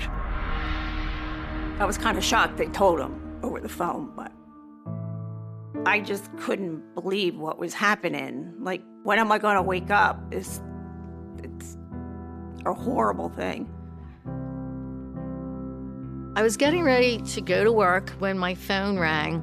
I was getting a call from her stepmother to tell me so that I wouldn't see it on the news, and my heart just sunk. Terry Brooks grew up in Warminster, Pennsylvania, the oldest of 4 children. My mom and dad divorced. Terry was in 8th grade, and she kind of took over the mother role after that happened.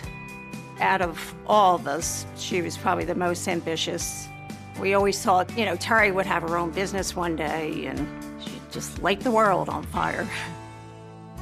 Terry took jobs in the restaurant industry and earned a reputation as a hard worker.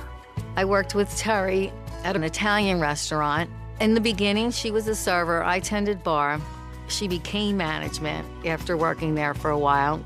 She really, really took pride in her work and how she dealt with people. Soon after her promotion, she began a year-long romance with her coworker, Scott Keefe. She met Scott at the restaurant. He was the head chef. They had a good time together. Terry just came home one day with a ring on her finger, and we were all like, oh my God. While Terry planned her dream wedding for the upcoming summer, her career also started to take off. It was her dream to move forward to bigger things in the hotel business. And she had looked into getting a job with the Marriott Corporation. The position she accepted with the Marriott was to be a manager of a Roy Rogers restaurant. I first met Terry when I started working at the Roy Rogers. She was my boss. She was always happy. She was very excited about her wedding, and she was excited to go dress shopping. I know she put the down payment on the honeymoon to Hawaii, and she was talking about the bridesmaid dresses. Terry and Scott were apartment hunting. There was a lot to do. It was at a time when all new things were happening in her life. Now, detectives must determine who could have killed this ambitious young woman just a few months before her wedding. They asked the family about Terry's movements in the hours leading up to her murder. Mr. and Mrs. Brooks last saw Terry the day before, Friday, February 3rd, 1984, when she left for work. Usually, her fiancé, Scott, would make sure that he went and closed with her every night. And her father was glad that Scott would go and close with her and be there to keep her safe. Scott was worried about Terry's security at the restaurant. He would go and sit with her while she finished everything up. Scott tells police he wasn't with Terry the night before. He had stayed home because he was working the early shift the following morning. Neither Scott nor Terry's parents are able to provide police with any leads. The family was really cooperative with the investigation. There was just nothing that they could volunteer or give us that would indicate that they knew anything about the case. It was completely out of the blue. There was no reason for them to feel that she was in any danger or in any jeopardy. I couldn't think of anybody who really disliked Terry, and I can't imagine anybody would dislike her that much to kill her. Investigators turned their attention to Terry's coworkers.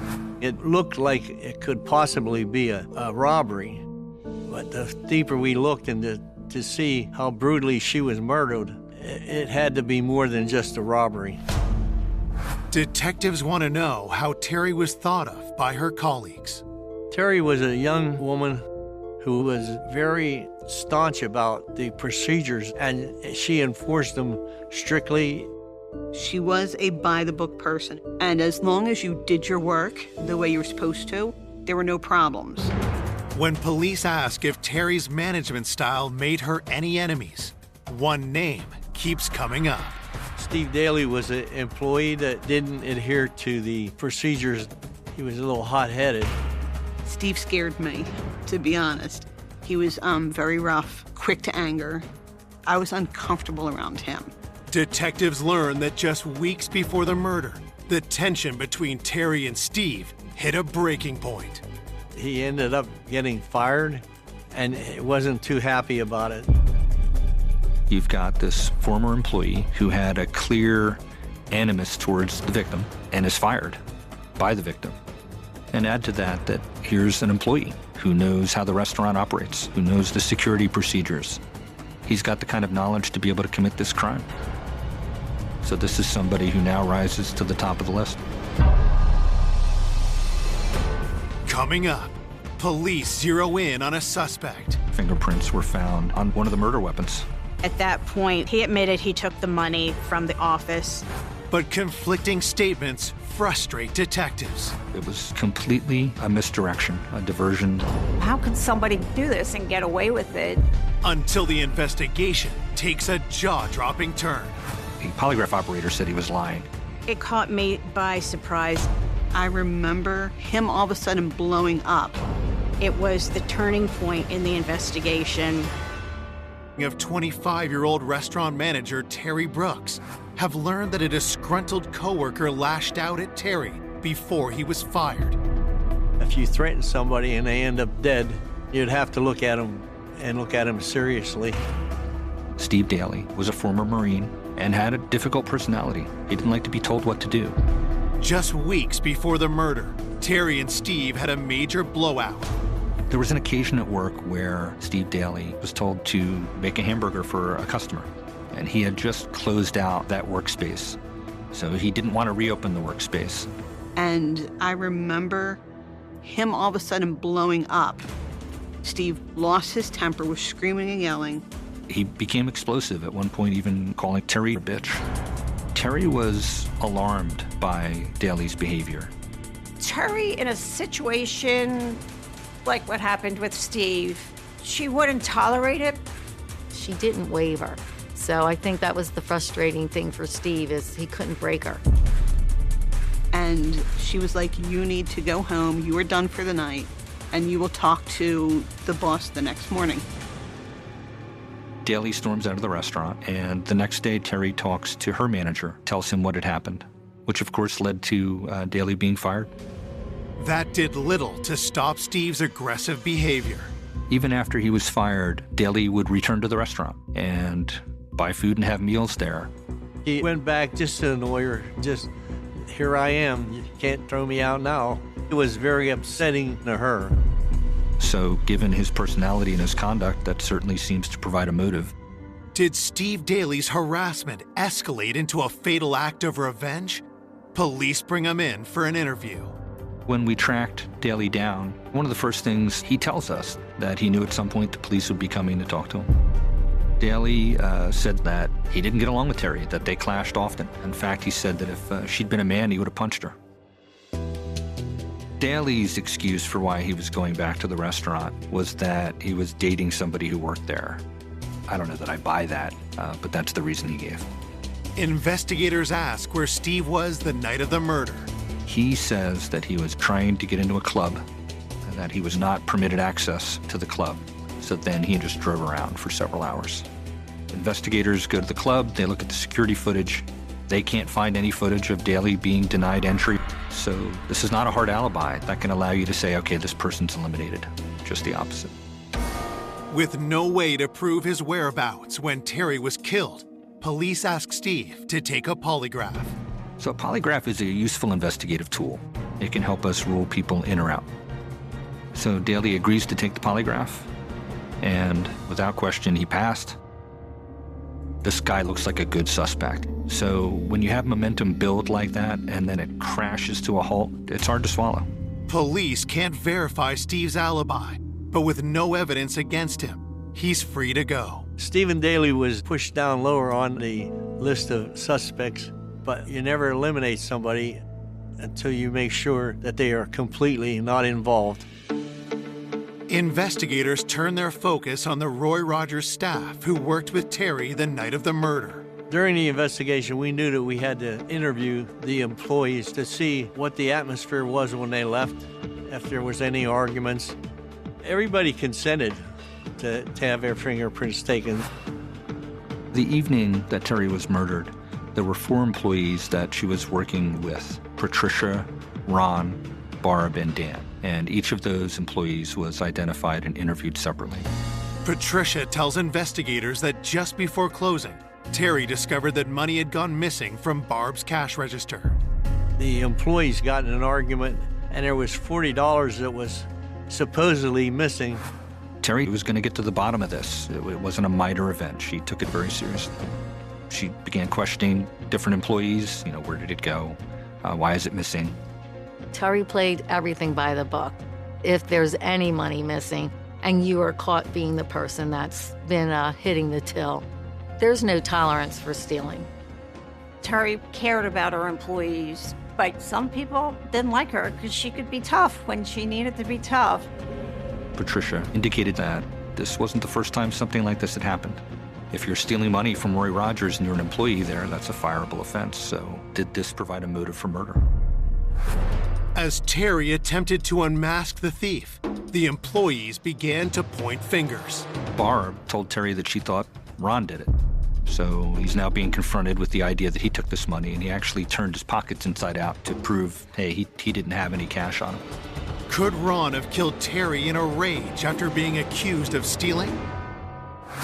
As detectives look closer at Ron, fingerprint analysis provides crucial new evidence. The employees who worked that night clean up before they close. Working the later shift, you had to clean up everything, wash all the equipment, sweep them out the floors, wipe down all the tables, stuff like that. So I thought that whoever was in there after closing could have possibly left fingerprints. We began matching up fingerprints that they'd lifted from different services to elimination prints taken from different employees. And it was discovered that Ron's fingerprints were found on the drive-through window and on the trash bag that was wrapped around Terry's face. Here we go. This is somebody that we need to look at. Of the Terry Brooks homicide have just got a match for fingerprints left at the crime scene. The evening that Terry was murdered, there were 4 employees that she was working with, including an employee named Ron. And Ron's fingerprints were found on the drive-through window and on the trash bag that was wrapped around Terry's face. Detectives ask Ron how his fingerprints ended up on the bag used to suffocate Terry and on the drive-through window, the killer's likely escape route. Ron said that one of his responsibilities at the restaurant was to take care of the trash. So his fingerprints would have been on that bag because that was part of his job there. Ron also said that he'd covered for some other employees for their break time at the drive-thru, so that's why his print was there in the window. Police aren't able to determine if the window had been properly cleaned at closing, so Ron's excuse is plausible. Still, detectives want to know his whereabouts after he left work. Ron said that he left the restaurant shortly after 1 in the morning with coworkers, and that he got home about 1:15 and talked to his mom before he went to bed. We checked out Ron's alibi, discovered that he had indeed gotten home and stayed home all night. With Ron all but cleared, police get new details from another employee about the money that had gone missing from Barb's cash register. We learned the $40 that was supposedly missing, it was found at a later time. The missing money had mysteriously reappeared in the drop safe. I think it's fair to say that Terry might have thought that it was Barb who had taken this money. My impression was that Terry was suspicious of Barb. Police also learned that it was Barb's duty to close down the drive-thru. Those two things combined, the missing $40 and the fact that it was Barb's responsibility to lock that drive-thru window, and that ultimately it's found unlocked, and it's believed to be where the killer left, puts her at the top of the suspect list. According to the work schedule, Barb and Terry were the last two employees at the restaurant. The policy of Roy Rogers for employees that were going to work past the end of their shift was that they would lock the doors and that there would be a minimum of 2 employees there. Could an argument between Terry and Barb over the missing money have turned deadly?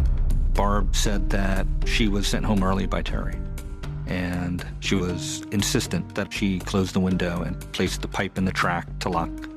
And in looking into Barb's whereabouts, we discovered that she was picked up by her boyfriend, so she had an alibi.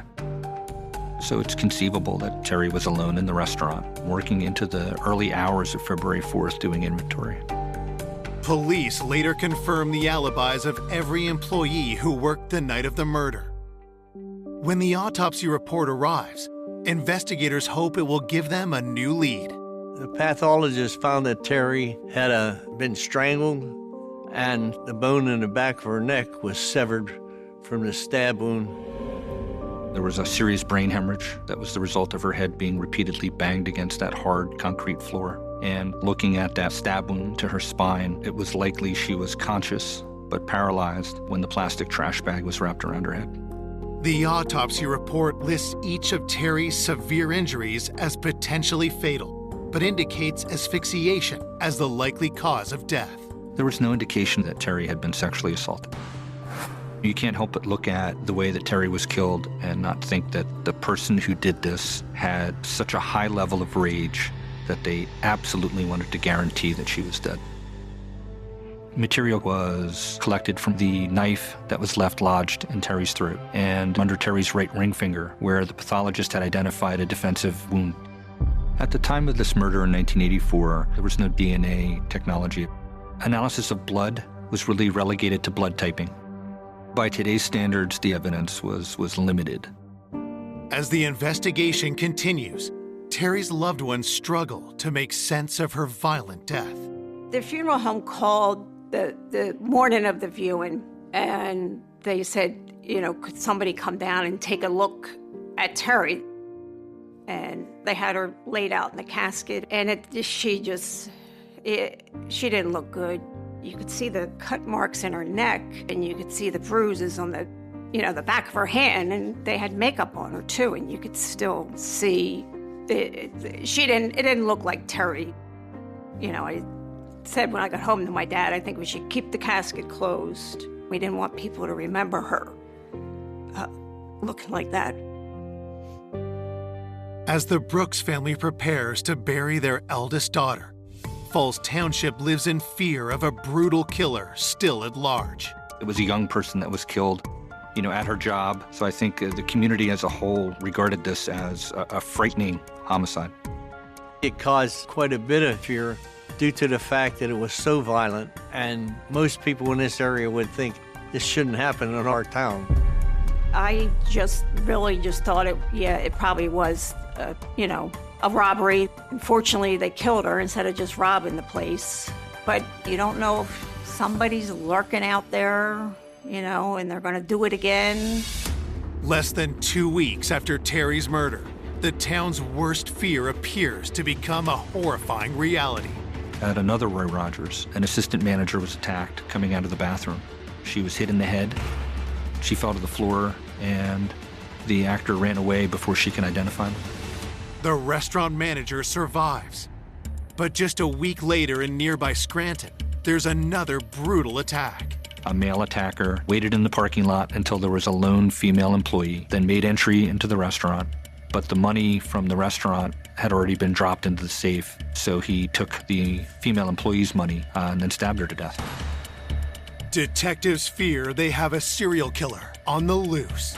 And when you take a community that was already stressed, it made it even worse. And if you've got an individual who's going from restaurant to restaurant and just robbing people, and they have no personal connection to the victim, it's terrifying. It took it up a notch.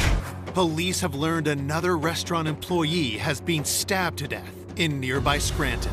Scranton's just up the turnpike, and it's not really that far from us. So anything that would indicate a violent armed robbery, we would have to look into. It was such a similar homicide, a lone female employee inside a restaurant, a male attacker, and the use of a knife. Investigators learn that a suspect has already been arrested. Could he also be Terry Brooks's killer?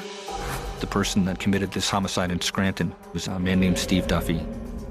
We sent investigators to go to Scranton to attempt to interview Duffy, and by the time we arrive, he has lawyered up. But we got a warrant to obtain his fingerprints and compare them to the fingerprints from the scene.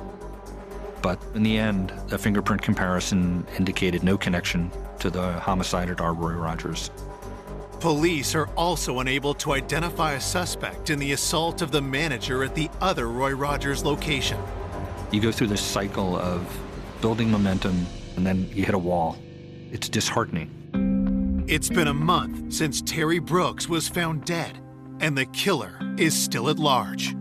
Something that brutal and that terrifying, you have to try to solve it, no matter how long it takes. But when the leads start running out, you get awful upset. As weeks turn to months, and you identify suspects and then eliminate them over and over again, the case went cold. An investigator, by necessity, has to move on to other cases. But for a family that loses a loved one to a homicide, they don't move on. When it first happened, you just assumed that it was going to be solved. You think, well, how could somebody do this and get away with it? My dad's hair turned white within a year. He lost weight. It just destroyed him. It was hard for Terry's family, having to process the heartache of losing their daughter and not having closure over it. I couldn't imagine not having answers. There are no significant developments in the investigation for nearly 14 years. Then, in 1998, Falls Township's new police chief orders a fresh look at the Terry Brooks murder, and a local prosecutor is assigned to the case. One of the primary reasons that the police chief put this renewed focus on this case was that there had been developments in DNA technology during the 1990s. And part of the point of my assignment, to have someone come in with a fresh point of view, it was just a matter of reviewing all of those reports and reviewing all the physical evidence. It caught me by surprise a bit when I opened up the bag that contained Terry's wallet. I found that you could still clearly smell Terry's perfume. And because I wasn't expecting it, it's one of those things that sort of triggers your emotions and brings you closer to the victim. A team is assembled for the renewed investigation. Lori said, take a look at this homicide. And she asked me what I thought, and apparently my answers were well enough to get me assigned to work on it. At the time that the homicide occurred, other robberies at fast food restaurants in the area caused law enforcement to form the initial theory that it was likely to have been a robbery. We had the advantage of knowing that the robbery-homicide track didn't work out, so we could start with a different theory. There were two things that really jumped out. One, that we could conduct victimology interviews and talk to some people who weren't interviewed back at the time. And two, develop some kind of forensic signature for the killer. As the lab works to extract the killer's DNA from crime scene evidence, investigators learn more about the victim, Terry Brooks. Victimology essentially means learning everything you possibly can about the victim. Everybody who we spoke to described Terry Brooks as intelligent, ambitious, friendly, well-loved by her family and friends. Detective Whitney spent a lot of time with the family to gain their trust and to reassure them that we were working on the case diligently. Nelson and Lori did seem like the power couple. Both of them are extremely intelligent, and they were driven to get this solved. Detectives hope new interviews will bring to light crucial details that could help the case. You just never know when you're going to get some new piece of information that's going to put us on a track to identify who did this. Some of the people who we spoke to, they were quite young when this homicide occurred, in their late teens or early 20s, and having more life experience, were a bit more open than they might have felt they could be in the 1980s. Detectives reach out to people who weren't interviewed in the 1984 investigation, including those who worked with Terry before her employment at Roy Rogers. I got a call from Falls Township Police. They wanted to speak to me about the Terry Brooks murder, and they just said to me, "We'd like to hear your thoughts on it." Cindy knew Terry well. They worked together, and Cindy kind of laid out what was going on in the victim's life. During her interview with investigators, Cindy drops a bombshell. What Cindy told us presented a completely different image of this homicide. It turned out Terry's murder wasn't what it appeared to be. And now you couldn't help but conclude everything's pointing to one person. Cold case investigators have just received shocking new information from a friend and former coworker of Terry's. We asked what things did Terry share with, Cindy as a friend. And I said to them, Terry and her fiancé Scott, their upcoming wedding at first was exciting for Terry. But I proceeded to tell them that the week before Terry had been murdered, she wanted to call off the wedding. She just realized that's not what she wanted. We knew Terry and Scott had just put down a deposit on their honeymoon, and their wedding was upcoming. And in the initial investigation, the officers that conducted it came away with the impression that they were a happy couple. There hadn't really been anything in the report that indicated there were any problems in Terry Brooks's relationship with Scott Keefe, but we did learn that Terry confided to some of her friends that she wasn't entirely sure she was going to go through with getting married. Mr. and Mrs. Brooks felt close to Scott. He was the young man that was going to marry their daughter. To her parents, Scott was this loving, caring fiancé who would check on Terry and drive by to make sure she was, safe and give her rides. Some of Terry's friends had a very different impression of Scott. Cindy Bradney told us that there had been some problems in the relationship. For me, that was a red flag. I think through time and her changing jobs and the fact that she was moving on and going for her dream and he was stuck where he was, his jealousy became an issue and he was very possessive. Scott would not let Terry stay alone. She was afraid to tell him she didn't want to be married. She was afraid to call it off. She didn't know what she was going to do, to the point where she was in tears. Police get further insight into Terry and Scott's relationship from Terry's siblings. When she started dating Scott, we just were all scratching our heads, like, what is she doing with him? He was just not the kind of guy she always dated. He wasn't fun-loving. All he wanted to do was sit there and drink. And that was just unlike her. Just seemed like he wanted to keep us away from her and him. It just makes you think back, like maybe he did have signs of an abusive person. But at the time, I just really thought it was a robbery, and she was killed during the robbery. Detectives have a new perspective on Scott and how the supposedly grieving fiancé might have avoided suspicion at the time of Terry's death. My dad thought Scott really loved Terry. He thought if she loved him, I'll love him too. Mr. Brooks was a very kind man, and in fact, George bought Scott the suit that he wore to Terry's funeral.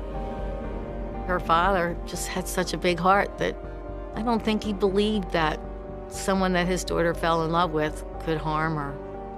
And I believe Scott played on that. Scott becomes someone that we think may have done this. Examining the crime scene through the lens of, what if Scott did this? Okay, that's how he got in. She let him in. We were told that he had a practice of going to the restaurant and sitting with her while she worked after hours. And it's personal, it's rage, and then the action of placing that bag over her face to kind of depersonalize her is a telltale mark of what someone does when they've killed somebody that they're close to. And now it becomes a priority for us to see if the forensic track, if the evidence points that way. Investigators hope the killer's DNA can be extracted from the crime scene evidence collected back in 1984. It was a potential concern that they might not be able to find any usable DNA due to the amount of time that had gone by. Luckily, the knife that was left lodged in Terry's throat and the material collected from under Terry's right ring finger, where the pathologist had identified a defensive wound to that area, yielded an unknown male DNA profile. It was highly unlikely under the circumstances that that DNA material would have come from anyone other than the perpetrator. The next thing we had to do was obtain a DNA sample from our suspect. Scott Keefe did not have a criminal record at that time. He didn't have any DNA samples on file with an agency such as the FBI. One of the things that we learned from the laboratory expert was that cigarette butts are an excellent potential source of DNA because they have saliva on them. And at that point, we actually knew what kind of cigarettes Keefe smoked, and we knew where he lived. Police hatch a plan to secretly obtain a sample of Scott Keefe's DNA. We didn't, at that point, want to obtain a subpoena to obtain DNA from him directly because we wanted to interview him first. We wanted to set that up in the most advantageous possible way, and we were concerned that he was a flight risk. It was very important to us to be very careful about who knew he was a suspect and who we shared that information with. And it was also very important to us to not be caught doing surveillance. In 1998, Scott's life had kind of come full circle from where it was in 1984. In 1984, he was living at home with his parents. He had gone on to live with a girlfriend and then marry. They'd had a child together, but then they split up and got divorced. And in 1998, he was back home living with his mom. Under Pennsylvania law, trash was considered to be abandoned property once it was put out in front of the house for collection. So Detective Whitney immediately took custody of it, took it directly to the laboratory that was doing the DNA analysis. I knew I was going to get a definitive answer one way or the other. Could be him, could be somebody else. It was that anticipation of I'm going to get a final result here that's going to matter a great deal in this investigation. Gaining the 1984 murder of Terry Brooks, have secretly collected a DNA sample from her fiancé, Scott Keefe. We had to obtain a DNA sample from our suspect, so we collected cigarette butts that were in the trash. The sample is compared to DNA found on Terry's body. I'll never forget the phone call I got where the doctor at the lab informed me that there was a match from Scott's cigarettes to the crime scene evidence. It was the turning point in the investigation. That was the point at which we knew we would be able to prove that Scott Keefe was the killer.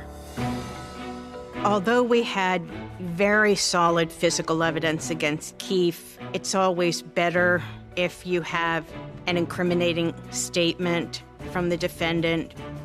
We asked Mr. Keefe to come to the police station as one of the friends and family members that we were interviewing as part of our investigation. We believed that he would cooperate with us. We believed that he would come across as wanting to help, that he would try to sell us the same story that he was the grieving fiancé, that he'd been telling people for 15 years. As predicted, Scott agrees to cooperate with police. We had a strategy to conduct that interview on the anniversary date of the murder. People pay attention to dates. It could raise a person's anxiety level and make them more apt to make mistakes. The interview begins, and Scott tells a familiar tale. He told us the same story that he had told others over the years, that they were happy, this was the love of his life, and that somebody else had taken her away from him. If we came on too hard, we were too aggressive in our questioning, we felt he would lawyer up and stop the interview. So slowly we built towards the question of whether Scott had anything to do with this or any knowledge of it. And once we got to that point, we asked Scott if he would take a polygraph. You can never force anyone to undergo a polygraph examination, but he agreed to that. The polygraph operator said he was lying. So now Scott started to say things like, I didn't mean for this to happen. But then he caught himself and said, but I didn't do it. But over time, that culminated at one point in him saying, she came at me first. And that was the first time he put himself at the scene. Investigators keep the pressure on. And finally, Scott breaks. He admitted that she essentially told him that she wanted to break up with him, and he was enraged because of that. At one point, he punched her in the face. They struggled for a while in that kitchen prep area. A knife had fallen onto the floor, and he knocked her down and straddled her, choking her and banging her head repeatedly against the floor. But then he grabbed the knife and stabbed her with it, and it stuck into her throat. Then, in his words, he bent over to make sure she was dead, saw that she was still breathing, so he grabbed the trash can liner to wrap around her face to make sure that she would in fact die, and he said he didn't want to look at her face. At that point, he admitted he took the money from the office. He said he exited to the drive-through window to make it look like a robbery. Scott told us that the reason he went to the Brooks family home the morning of the murder was to make him look innocent. So he's surrounded by her family when the crime is supposedly discovered. It was completely a misdirection, a diversion that worked for 15 years for him. Scott is charged with first-degree murder. I was elated. I was like, thank God they finally nailed him. Because we waited a long time. Getting the answers of who killed my sister really gave my dad some comfort. But I think he was still in disbelief that Scott did it. We were just so happy we could tell her family that the person who had killed their daughter was in prison, and we were confident he was going to be convicted. At trial, Scott Keefe is found guilty and sentenced to life in prison. Terry was a tremendous young person who had unlimited potential. She had good relationships with her family. It's really a terrible tragedy that her life ended this way. It's just so sad that somebody so young, because she'd gone to stay with a friend that evening and then not been seen the following morning. Usually when somebody's reported missing, they're found very, very quickly. They could have had an argument with someone, stormed out, turned their phone off and not told them what happened. If Kaylee had seen or knew what we were going through, she would have got in contact somehow. The tone of the investigation changed from being a missing person investigation to something more sinister. Something seems to have happened to one child. Will this happen to mine? I honestly can't remember. I've been drinking. We'd all been drinking. It is every parent's worst nightmare. Right in the centre of England lies the village of Measham. Close enough to the hustle and bustle of major cities, but surrounded by beautiful countryside. I grew up in Measham. It's a small village. You've got your little high street.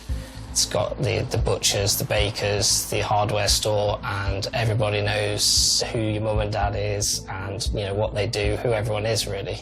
It's a little community in that respect. It's got 2 lovely primary schools. Generally, everyone would see Measham as a safe place to be and a good place to live. For Stephanie Haywood, it seemed like the perfect place to raise a young family. When I moved to Measham, I had 3 children.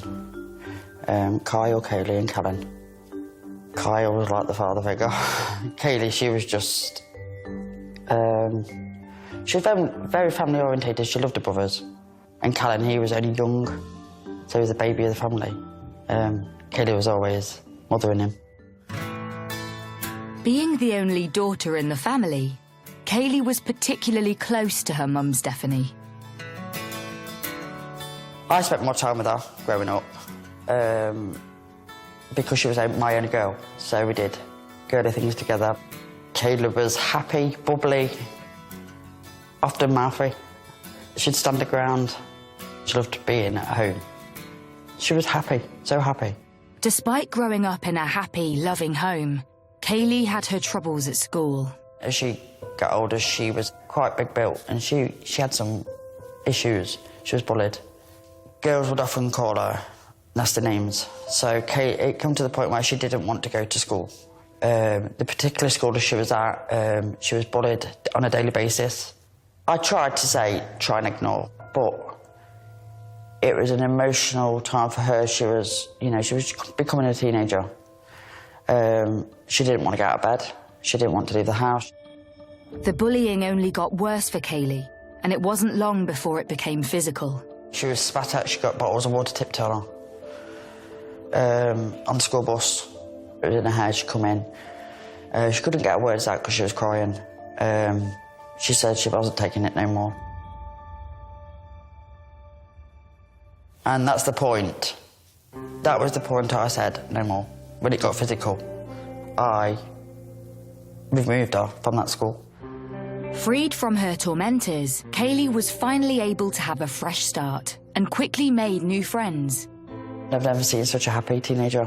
She wasn't bullied. She thrived to go to school and be with her friends. It was lovely to see. She became friends with particularly one girl, and they was together like glue. They'd go swimming together, they would go shopping together, they would walk miles together. They were like two sisters. It was so nice to see them both together, so happy, so close. It was lovely. On Friday the 13th of November, just after school time had finished, Kaylee came down and said, can I go and stop at my friend's house? As of every other weekend she'd done. It wasn't anything out of the ordinary. So we agreed to let her go. She went over to her friend's house about 20 to 6 that night. Martin, her dad, took her over and dropped her at the swimming bath where her friend swims every week. Gave her a hug and a kiss and said, I'll see you tomorrow. And that was that. The following morning, 15-year-old Kaylee contacts mum Stephanie. Kaylee stayed into the Saturday and she asked her mum via message whether she could stay on a bit longer. I replied, yes, not a problem, see you tomorrow. You know, she was a teenager. I was so glad to see her getting out there and enjoying what teenagers should do. The next day, Stephanie receives a phone call, and life for this family was about to change forever. Got up at around 10 to 9. 20 past 9, I had a phone call of Kaylee's friend asking if Kaylee's at home. I then replied, no, she's not at home, she should be at your house. What's going on? She said, her friend said, Kaylee's phone has been found in Ibstock Village. It's broken. Kaylee's friend told Stephanie that her daughter's phone had been found by a builder passing through the village. He managed to reunite that phone by looking at it with Kaylee's friend. And from there, a call was made to Stephanie, Kaylee's mum. Stephanie actually thought Kaylee was staying with the friend who was calling her. So immediately she was alarmed to find that wasn't the case. Panic then set in. If Kaylee is not at home and not with her friend, where is she? So I said to her friend, when did you last see Kaylee, be honest? And she said, I last seen her on Thursday. I started calling people to see if they'd seen her. And Kaylee's auntie, no, she did nothing. So I rang Kaylee's dad, and so he advised me to phone the police, and that's what I did. Concerned with the disappearance of a 15-year-old, police issue a missing person appeal to the public. The first I heard about Kaylee Haywood was when I understood there'd been a missing girl from the village. So we got a story out there. As a newspaper, we do get a lot of missing person appeals, people from all different backgrounds, but quite often you get teenage children involved in them that have gone absent for whatever reason.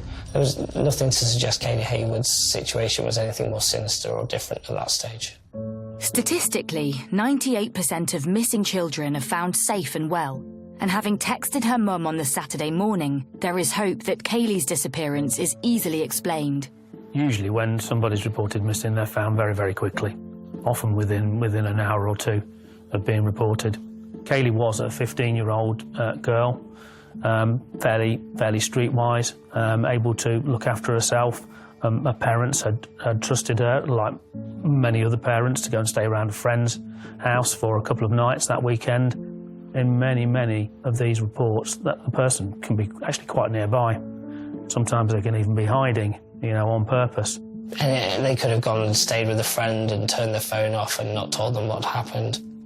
You speculate about where they could be, what they could have done, if they'd gone to see somebody, not told them where they've gone, had an argument with someone, stormed out. But several hours go by. There is still no sign of Kaylee, and concern builds. The level of risk initially might not have been all that high, but then the officers start to look into the circumstances that they're being presented with, and what we have here is we have a phone that's been found by a member of the public, and we have a friend with whom Kaylee is meant to be staying that weekend. What that does to the level of risk is it immediately elevates it and raises the cause for concern. So those officers start to look at what other resources are going to be needed here. 15-year-old schoolgirl Kaylee Haywood told family she was spending the weekend with a friend in the picturesque village of Ibstock. But when her mobile is discovered broken and her friend reveals she's not seen Kaylee in days, concern starts to mount, and police visit Kaylee's mum. They just kept reassuring me that we've got it covered. We've got officers out there trying to reassure me that she'll be home. I didn't know what to think. I didn't think good. If Kaylee had seen or knew that she knew what we were going through, if she could have got home in any way, she would have got home. She would have got in contact somehow. News of Kaylee's disappearance quickly spreads across the village. I got an urgent phone call to say that a young teenager had gone missing. My first reaction when I heard was, did I know the girl? And that was a really awful feeling to think I might have known the person and the family concerned. When I had the name, I realised, yes, I did know them. The reaction was, this is very close. Police have to explore the possibility she was running away from some personal troubles. They asked, did she leave the house? Was she upset when she left the house? Was she happy when she left the house? We told them that she was happy. She was just the normal Kaylee. There are all sorts of reasons why they go missing for a few hours or maybe even more than a day. And they're often related to boyfriends and girlfriends, related to bullying and school and things like that. So, obviously she went missing on the Friday and it became more and more public over the weekend. It wasn't until getting into the office on the Monday that things started to sort of progress a lot faster. Things began to move a bit faster and more people were getting in contact to suggest that perhaps there was something more afoot. For Kaylee's mum and dad, facing every parent's worst nightmare, they still hope she is just missing. But as hours of searching turn into days, the realisation something far more sinister may have happened dawns. There was a vigil held in church and people were queuing to come in. And indeed the family came to that because, yes, everyone was hoping that she would be found alive and well. And there was a constant stream of people going through to say quiet prayers on their own and to light a candle. With every hour being crucial, the search for Kaylee intensifies.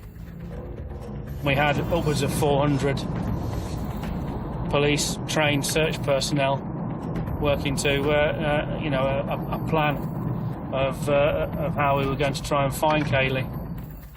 We had police scouring roadsides. Roads were being shut to allow police to go combing through the countryside and the verges. Included dog units. There were vehicle upon vehicle upon vehicle parked around. And I understand a drone was deployed at one point as well to help with the search. They began to speak to neighbours, retrace footsteps, check mobile phone signals. People were out in force helping to try and find her. We had people constantly coming, volunteering, people in the community wanting to do anything they could to help. Despite their search efforts, there is no sign of Kaylee. With a couple of days starting to pass and the increased police presence, I think fears did begin to grow pretty quickly that something pretty nasty had happened. Parents were obviously concerned, as parents always are, when something seems to have happened to one child. Will this happen to mine? With a significant police presence causing a stir in the community, it isn't long before the national news descends on the quiet villages of Measham and Ibstock. Police was everywhere. There was camera crews, there was everything everywhere. There was a lot of interest in the Kaylee Haywood case from the national papers. As a local paper that reports on the patch, you only get these sorts of stories once or twice where the whole Fleet Street national media descends on an area. Satellite vans parked up, reporters in the streets doing broadcasts, and I don't think I've ever seen that since in Measham or Ibstock. With no sign of Kaylee in the local area, officers take a closer look at her home life, and more importantly, if she has any secrets. One of the things, and one of the really key things that they did, was to look at social media. And Stephanie immediately told them that Kaylee was an avid user of Facebook. So they were able to get into Kaylee's Facebook account with Stephanie's help, and straight away what hit them in the face was the fact that she had been communicating for what looked like about 2 weeks with a person.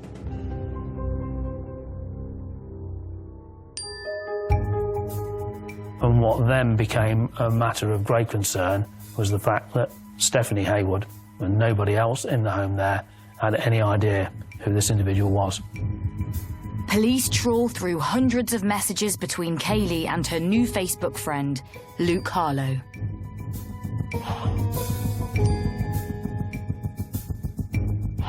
The first message was the 31st of October 2015. Very quickly, he asked for her mobile, and they happily swapped mobile numbers. The messages were initially, "Hi, who are you? How do you know me?" And then within an instant, he was calling her babe and asking her whether she had a boyfriend. She didn't. He was saying she was far too pretty not to have a boyfriend, which shows that he'd seen a photograph of her. He was calling her babe and his princess.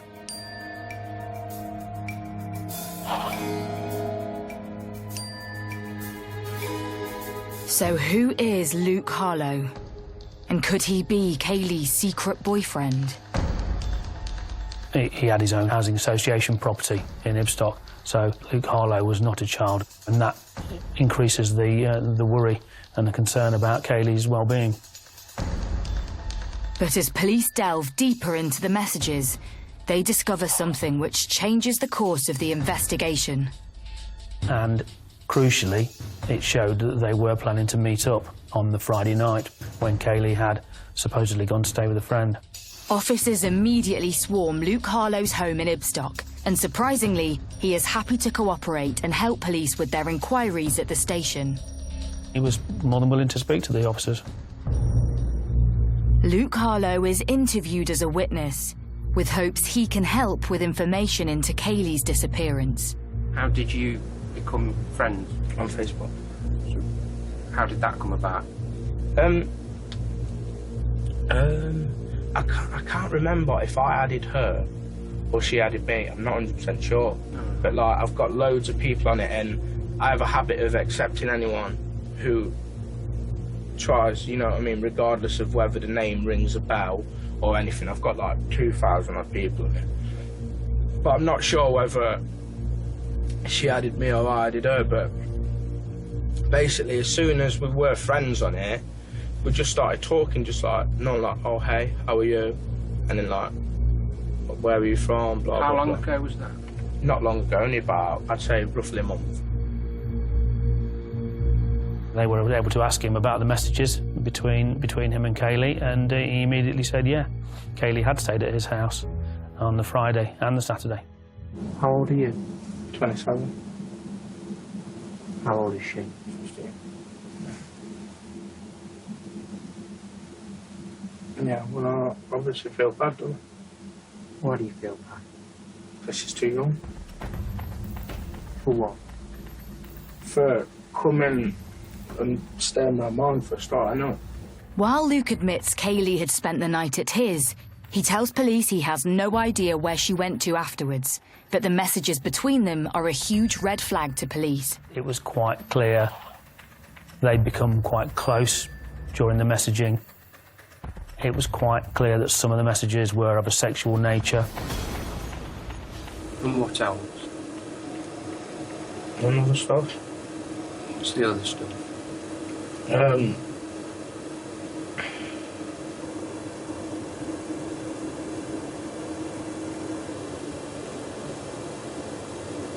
know. What did you get up to? We did some stuff. Following this shocking revelation, police now suspect Harlow of grooming 15-year-old Kaylee for sex. The police turned around to us and said, we believe we know where Kaylee was and has been. My gut reaction, I cried. I didn't know what to think. I didn't know what had happened to her. Why was she where she was? Why had she lied? Why she put herself in this danger? Police now know where Kaylee really was on the nights of 13th and 14th of November. But is she still at Luke Harlow's flat? It was a kind of maisonette where you go in the door, and the bedroom and the bathroom are downstairs, and then you go upstairs to like a lounge and kitchen area. He let the officers in to search that. Kaylee wasn't there. With no sign of Kaylee at his home, questioning of Luke Harlow intensifies. Harlow tells police that on Saturday night, he ran out of alcohol for him and Kaylee. So he went to his neighbours, a man called Stephen Beedman. Stephen Beedman lived 10 paces away from Luke Harlow. And when Luke Harlow ran out of booze, he popped round to Beedman's flat to see whether he had any. I think he was looking for some mixers to go with the spirit that he had. Beedman didn't have any, and the two of them went off to get drink from an off-licence. On their return, Luke invites his neighbour back to his home to join the party. Where it gets really worrying is when Harlow tells them that on the Saturday night at about midnight he'd had plenty to drink and he decided he was going to go to bed. And when he did that, he left Beedman and Kaylee in the lounge at his home address. When he got up the next morning, neither of them were there. November 2015, Leicestershire police have discovered that far from spending the weekend with a school friend, missing teen Kaylee Haywood was at the flat of 27-year-old Luke Harlow. Harlow had contacted the 15-year-old via social media just 13 days before. But on the Saturday night, Harlow invited his friend and neighbour over, a man called Stephen Beedman. Stephen Beedman was a landscape gardener. He was known and seen to be clean and tidy. He was quite well thought of, I think, in the local area for his work. Detectives are curious as to the relationship between both men. It wasn't quite clear what the friendship related to, but they certainly drank together, and the friendship seemed to be of fairly long-standing nature. Until Luke Harlow mentioned Stephen Beedman, he wasn't on the police radar. He wasn't mentioned in any of the social media messages between Kaylee and Harlow. It's very difficult to be certain as to what happened when they got back to the flat. Luke Harlow claimed that it all had been well and he hadn't known anything about what had happened to her or his friend. With Luke maintaining he had gone to bed, leaving her with Stephen, police need to find him to see if he holds the key to the teenager's whereabouts. It was easy to find his address. It was right next door to Harlow's.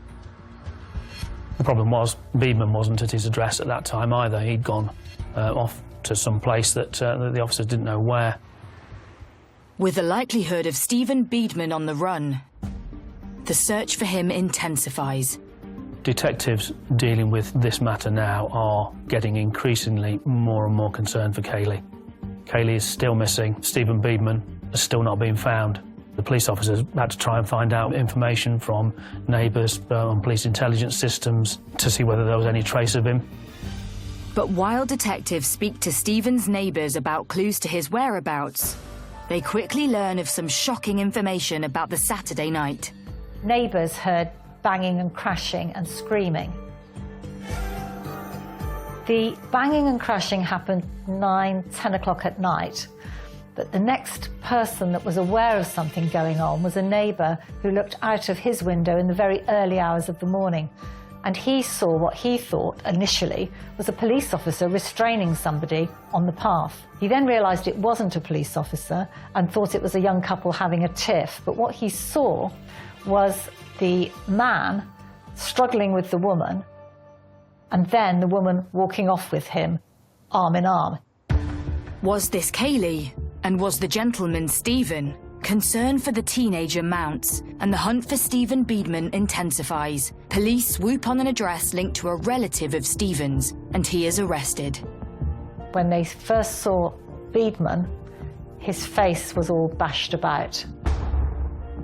Beedman had got 3 distinctive, fresh-looking injuries to his face. One to his forehead, one on his nose, and one on his chin. That rang alarm bells. The markings didn't look like natural defects to his face. It's an important discovery, and it's something that needs to be investigated with Stephen Beedman in custody.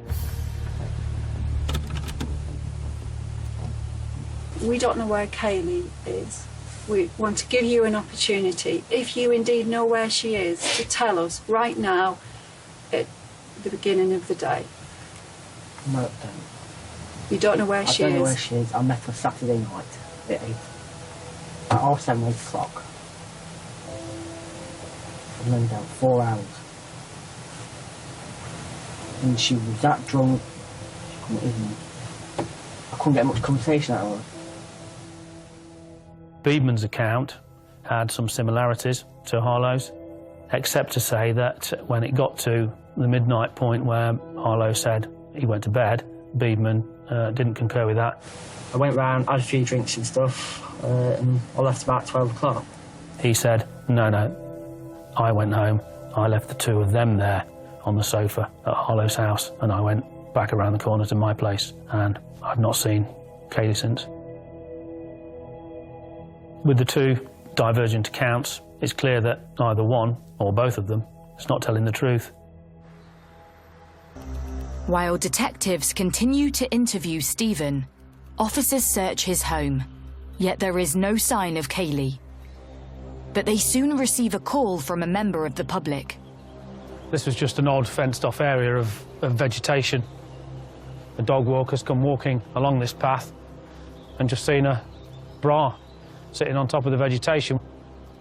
Did not fit with the environment, and that bra was recovered. What came back was the news we just didn't want. That Kaylee had a bra of that make, of that size, of that colour, and the bra wasn't at home. Detectives search Stephen's home for more of Kaylee's clothing. Despite no further discoveries, officers realise Stephen may have another hiding spot. Stephen Beedman appeared to have a lockup about 8 or 10 miles away from Ibstock. So officers very quickly went to that lockup, but there was nothing suspicious in there. It was all as it should be. Officers continue to search the rest of the facility, and soon discover something which changes the course of the investigation. At the site was a big skip, like an industrial waste bin. Lifted up the lid and found that most of the rubbish in there was stuff that had been placed in black bin liners. And on top of the black bin liners were two other items, a bag and a top, which looked completely out of place. They brought me some goods for me to look at to see I believe that there was Kayla's, and in one of the skips there was items of Kayla's. Clothing in hedgerows all belonged to Kayla. I didn't know what to think. The discovery of Kaylee's clothes clearly puts Beedman firmly in the frame for her disappearance. And there's something else they find which they believe links Beedman's facial injuries to a crime. Stephen Beedman saying that he'd sustained his injuries whilst working on a farm in Belton. What we found at the farm location was a quantity of clothing, some of which was blood-stained. This looked identical to the one Stephen Beedman was wearing on the CCTV pictures from the co-op in Ibstock on the Saturday night. Despite being confronted with the latest evidence, Stephen Beedman continues to deny any knowledge concerning the items. And more importantly, Kaylee's whereabouts. I honestly can't remember. I've been drinking.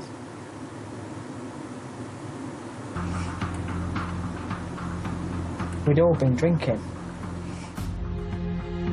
But several days into the investigation, things take a dramatic turn.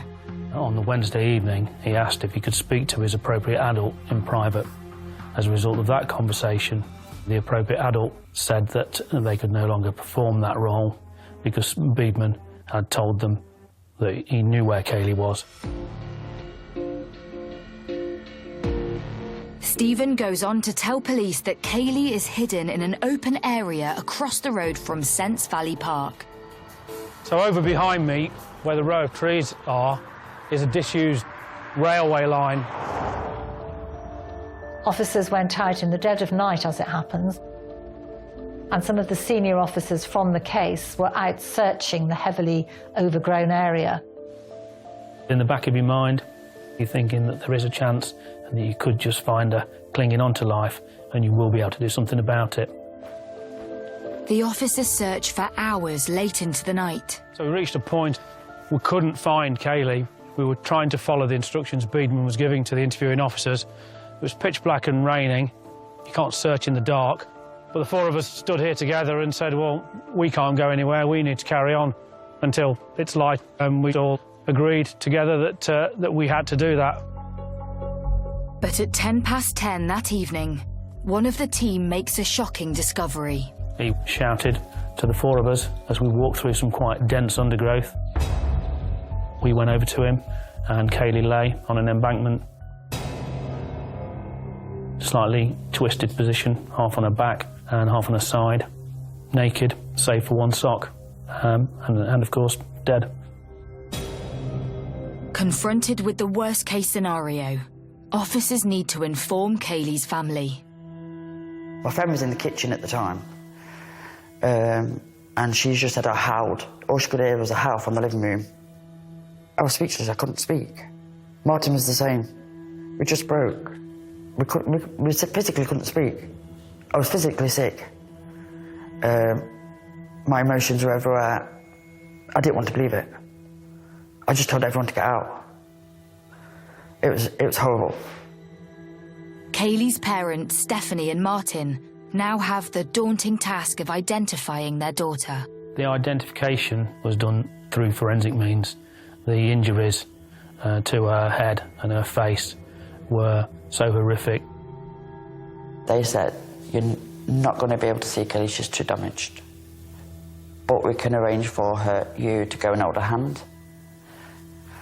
So that was another bang to me. We wasn't allowed to see, send her off, see her and say goodbye. They damaged her too much for us to do that. All we was allowed to do was hold her hand. We wasn't allowed to say goodbye, as a normal family ward. It was horrible. The devastating news spreads across the village. Having reported on many missing persons cases, you always go into them with a lump in your throat.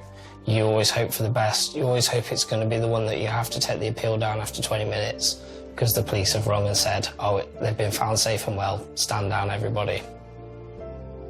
Sadly, it doesn't always happen like that, and it is every parent's worst nightmare. The village were obviously shocked. You see things like this on the television and you always think it happens somewhere else to someone else. So to actually having it locally shocked everybody to the core. Stephen Beedman is charged with Kaylee's rape and murder. Luke Harlow is charged with grooming and 2 counts of sexual activity with a minor. But what led this 15-year-old girl to meet such a brutal... In the village of Ibstock, the hunt for missing teenager Kaylee Haywood has ended in the worst-case scenario. Her body was recently discovered in an open field near Sents Valley Park. I understand that Kaylee was found with sort of cuts and bruises and lacerations that might indicate she'd been tied up, and that her death may not have been instant. 28-year-old landscape gardener Stephen Beedman has been charged with her rape and murder. I honestly can't remember. I've been drinking. We'd all been drinking. While 27-year-old Luke Harlow has been charged with grooming and sexual activity with an underage Kaylee. Why do you feel that?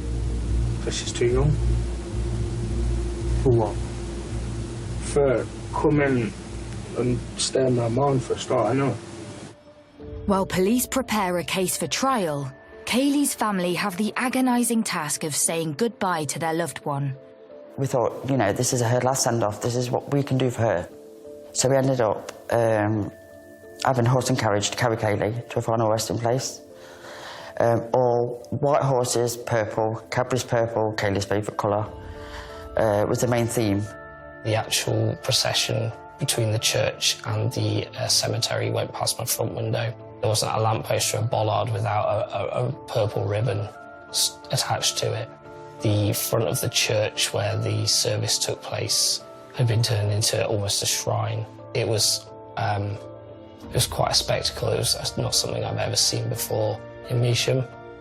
The community was unbelievable, and the people that turned out for Kaylee showed how much support we had. It meant so much. Despite a beautiful send-off for Kaylee, the upcoming court case continues to loom over her family. After confessing to where Kaylee's body is, Beedman pleads guilty to his charges of rape and murder. Due to the overwhelming evidence of their interaction on social media, Luke Harlow also pleads guilty to his 2 charges of grooming and sexual activity with an underage Kaylee. The defence thought that that would be the end of it and the prosecution would take those pleas and say, thank you very much. But by re-looking at the circumstances of the case, the prosecution puts forward a further charge of false imprisonment against both defendants. Both pleaded not guilty, and so we, with the consent of the family, and I spoke with the parents and the Crown Prosecution Service, we decided to take it to trial.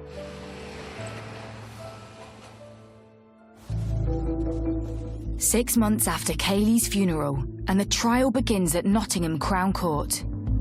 The first day we went into court, they were there. Oh, it was horrible to see them just sitting there.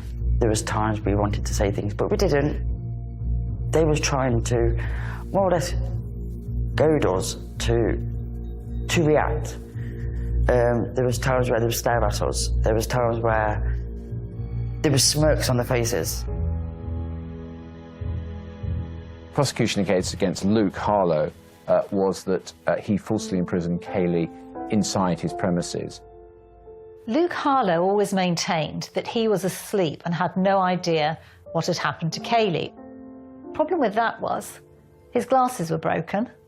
The flat looked as if there'd been a struggle, things had been knocked over. So his story about being asleep didn't ring true. Stephen denied the false imprisonment because he said at all stages Kaylee was free to leave. He did not, therefore, imprison her for the period of the time when they're outside, once they both left the premises. Biedman was going to suggest that he either couldn't remember what happened, or it was all a big accident, or she was keen. It didn't explain the banging and the crashing that witnesses had heard. It didn't explain her running off into the night half-dressed. Horrific details of Kaylee's injuries emerge in the courtroom. We didn't know the extent of what happened until we went to court. We now know that she was raped and she was murdered. And we also know that Kaylee fought for her life. She had multiple injuries, including a broken jaw, broken nose, to the front of her head. And she had multiple injuries to the back of her head. She also had classic defence-style injuries to her hands, which would indicate that she fought for her life and was subject to the most awful beating. After days of breaking down all their evidence to the courtroom, the prosecution pieced together the full horror of what likely occurred at Luke Harlow's flat on 14th of November 2015. And who was really responsible for her murder? We thought that once he got Kaylee to his flat, he had Biedman over as sort of, look at me, look what I've got. And we thought that possibly Biedman wanted Kaylee and she didn't want him. That's why there was the slamming and banging around when she wouldn't cooperate with this second man coming on the scene. And that's why they kept her there. I understand that Kaylee was trapped inside the house, restrained, and ultimately she managed to escape after her ordeal. She ran across the road out of the estate, crying for help. She was barely wearing any clothes. She wasn't wearing her trousers, she wasn't wearing shoes, and we actually don't think she was wearing any underwear on her bottom half.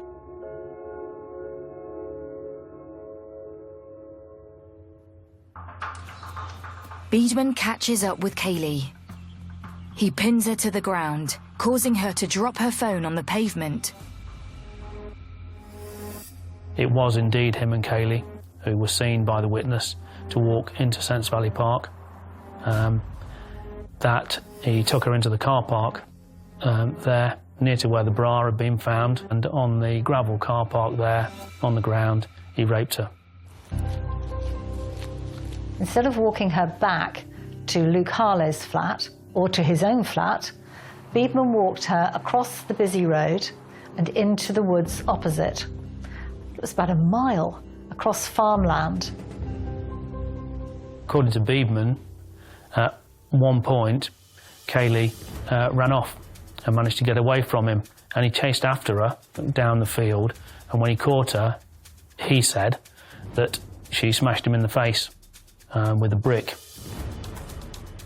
And I took the brick off her, is what Biedman said, and I hit her about the head with the brick, and this killed her. The court hears how Kaylee bravely fought to the end. But as the trial comes to a close, there's one more shocking revelation about Luke Harlow. He was actually charged with 2 further instances of grooming with 2 girls who lived nowhere near where he was from, and just people he'd made contact with in the same way that he made contact with Kaylee. After a grueling 2-week trial, the jury returns its verdict. Both men are found guilty of falsely imprisoning Kaylee Haywood. Biedman receives 35 years for rape, murder, and false imprisonment. Harlow receives 12 years for sexual grooming, sexual activity with a child, and false imprisonment. I don't hate a lot of people, but I hate them. Hate is a strong word for me, but I hate them 2 people for what they've put me and my family through. They've took away a big sister, a little sister, a daughter, a granddaughter. After the trial, it came to light that tragically it was not the first time Kaylee had been flattered on social media. She was also being groomed by another man around the same time she agreed to meet with Luke Harlow. With such dangers facing young people online, Kaylee's family want her lasting legacy to ensure another innocent young life is not taken in such a tragic way. So he started to think in terms of a film, and that film was made. It was called Kaylee's Love Story. Kaylee's Love Story, that has been shown to thousands and thousands of school children across the country. I simply want to get that awareness out there because children are not aware of the dangers of online. And if I can just save one, then Kaylee's memory stays alive. I have 3 girls myself, and it's a parent's worst nightmare. I couldn't imagine being in that situation. 5 years on, and Kaylee's family are having to learn to live with the tragedy. People tell me time is a healer. Time isn't a healer. I don't believe in it. Every day's hard. Every day's a struggle. You just learn to live on a day-to-day basis. And Kaylee's father, Martin, will always remember his purple princess. I still relive that fateful weekend time and time again. It never leaves me, never. Our last goodbyes as Kaylee left that day, happy, waving and smiling as she went. Little did I know what was to come. I feel such sadness, pain, aching and longing in my heart to see her once more, but knowing it can never be. The hurt physically tugs deep inside of me, it hurts so much. One day we will meet again. Until then, all I can do is keep missing and loving her with all my heart.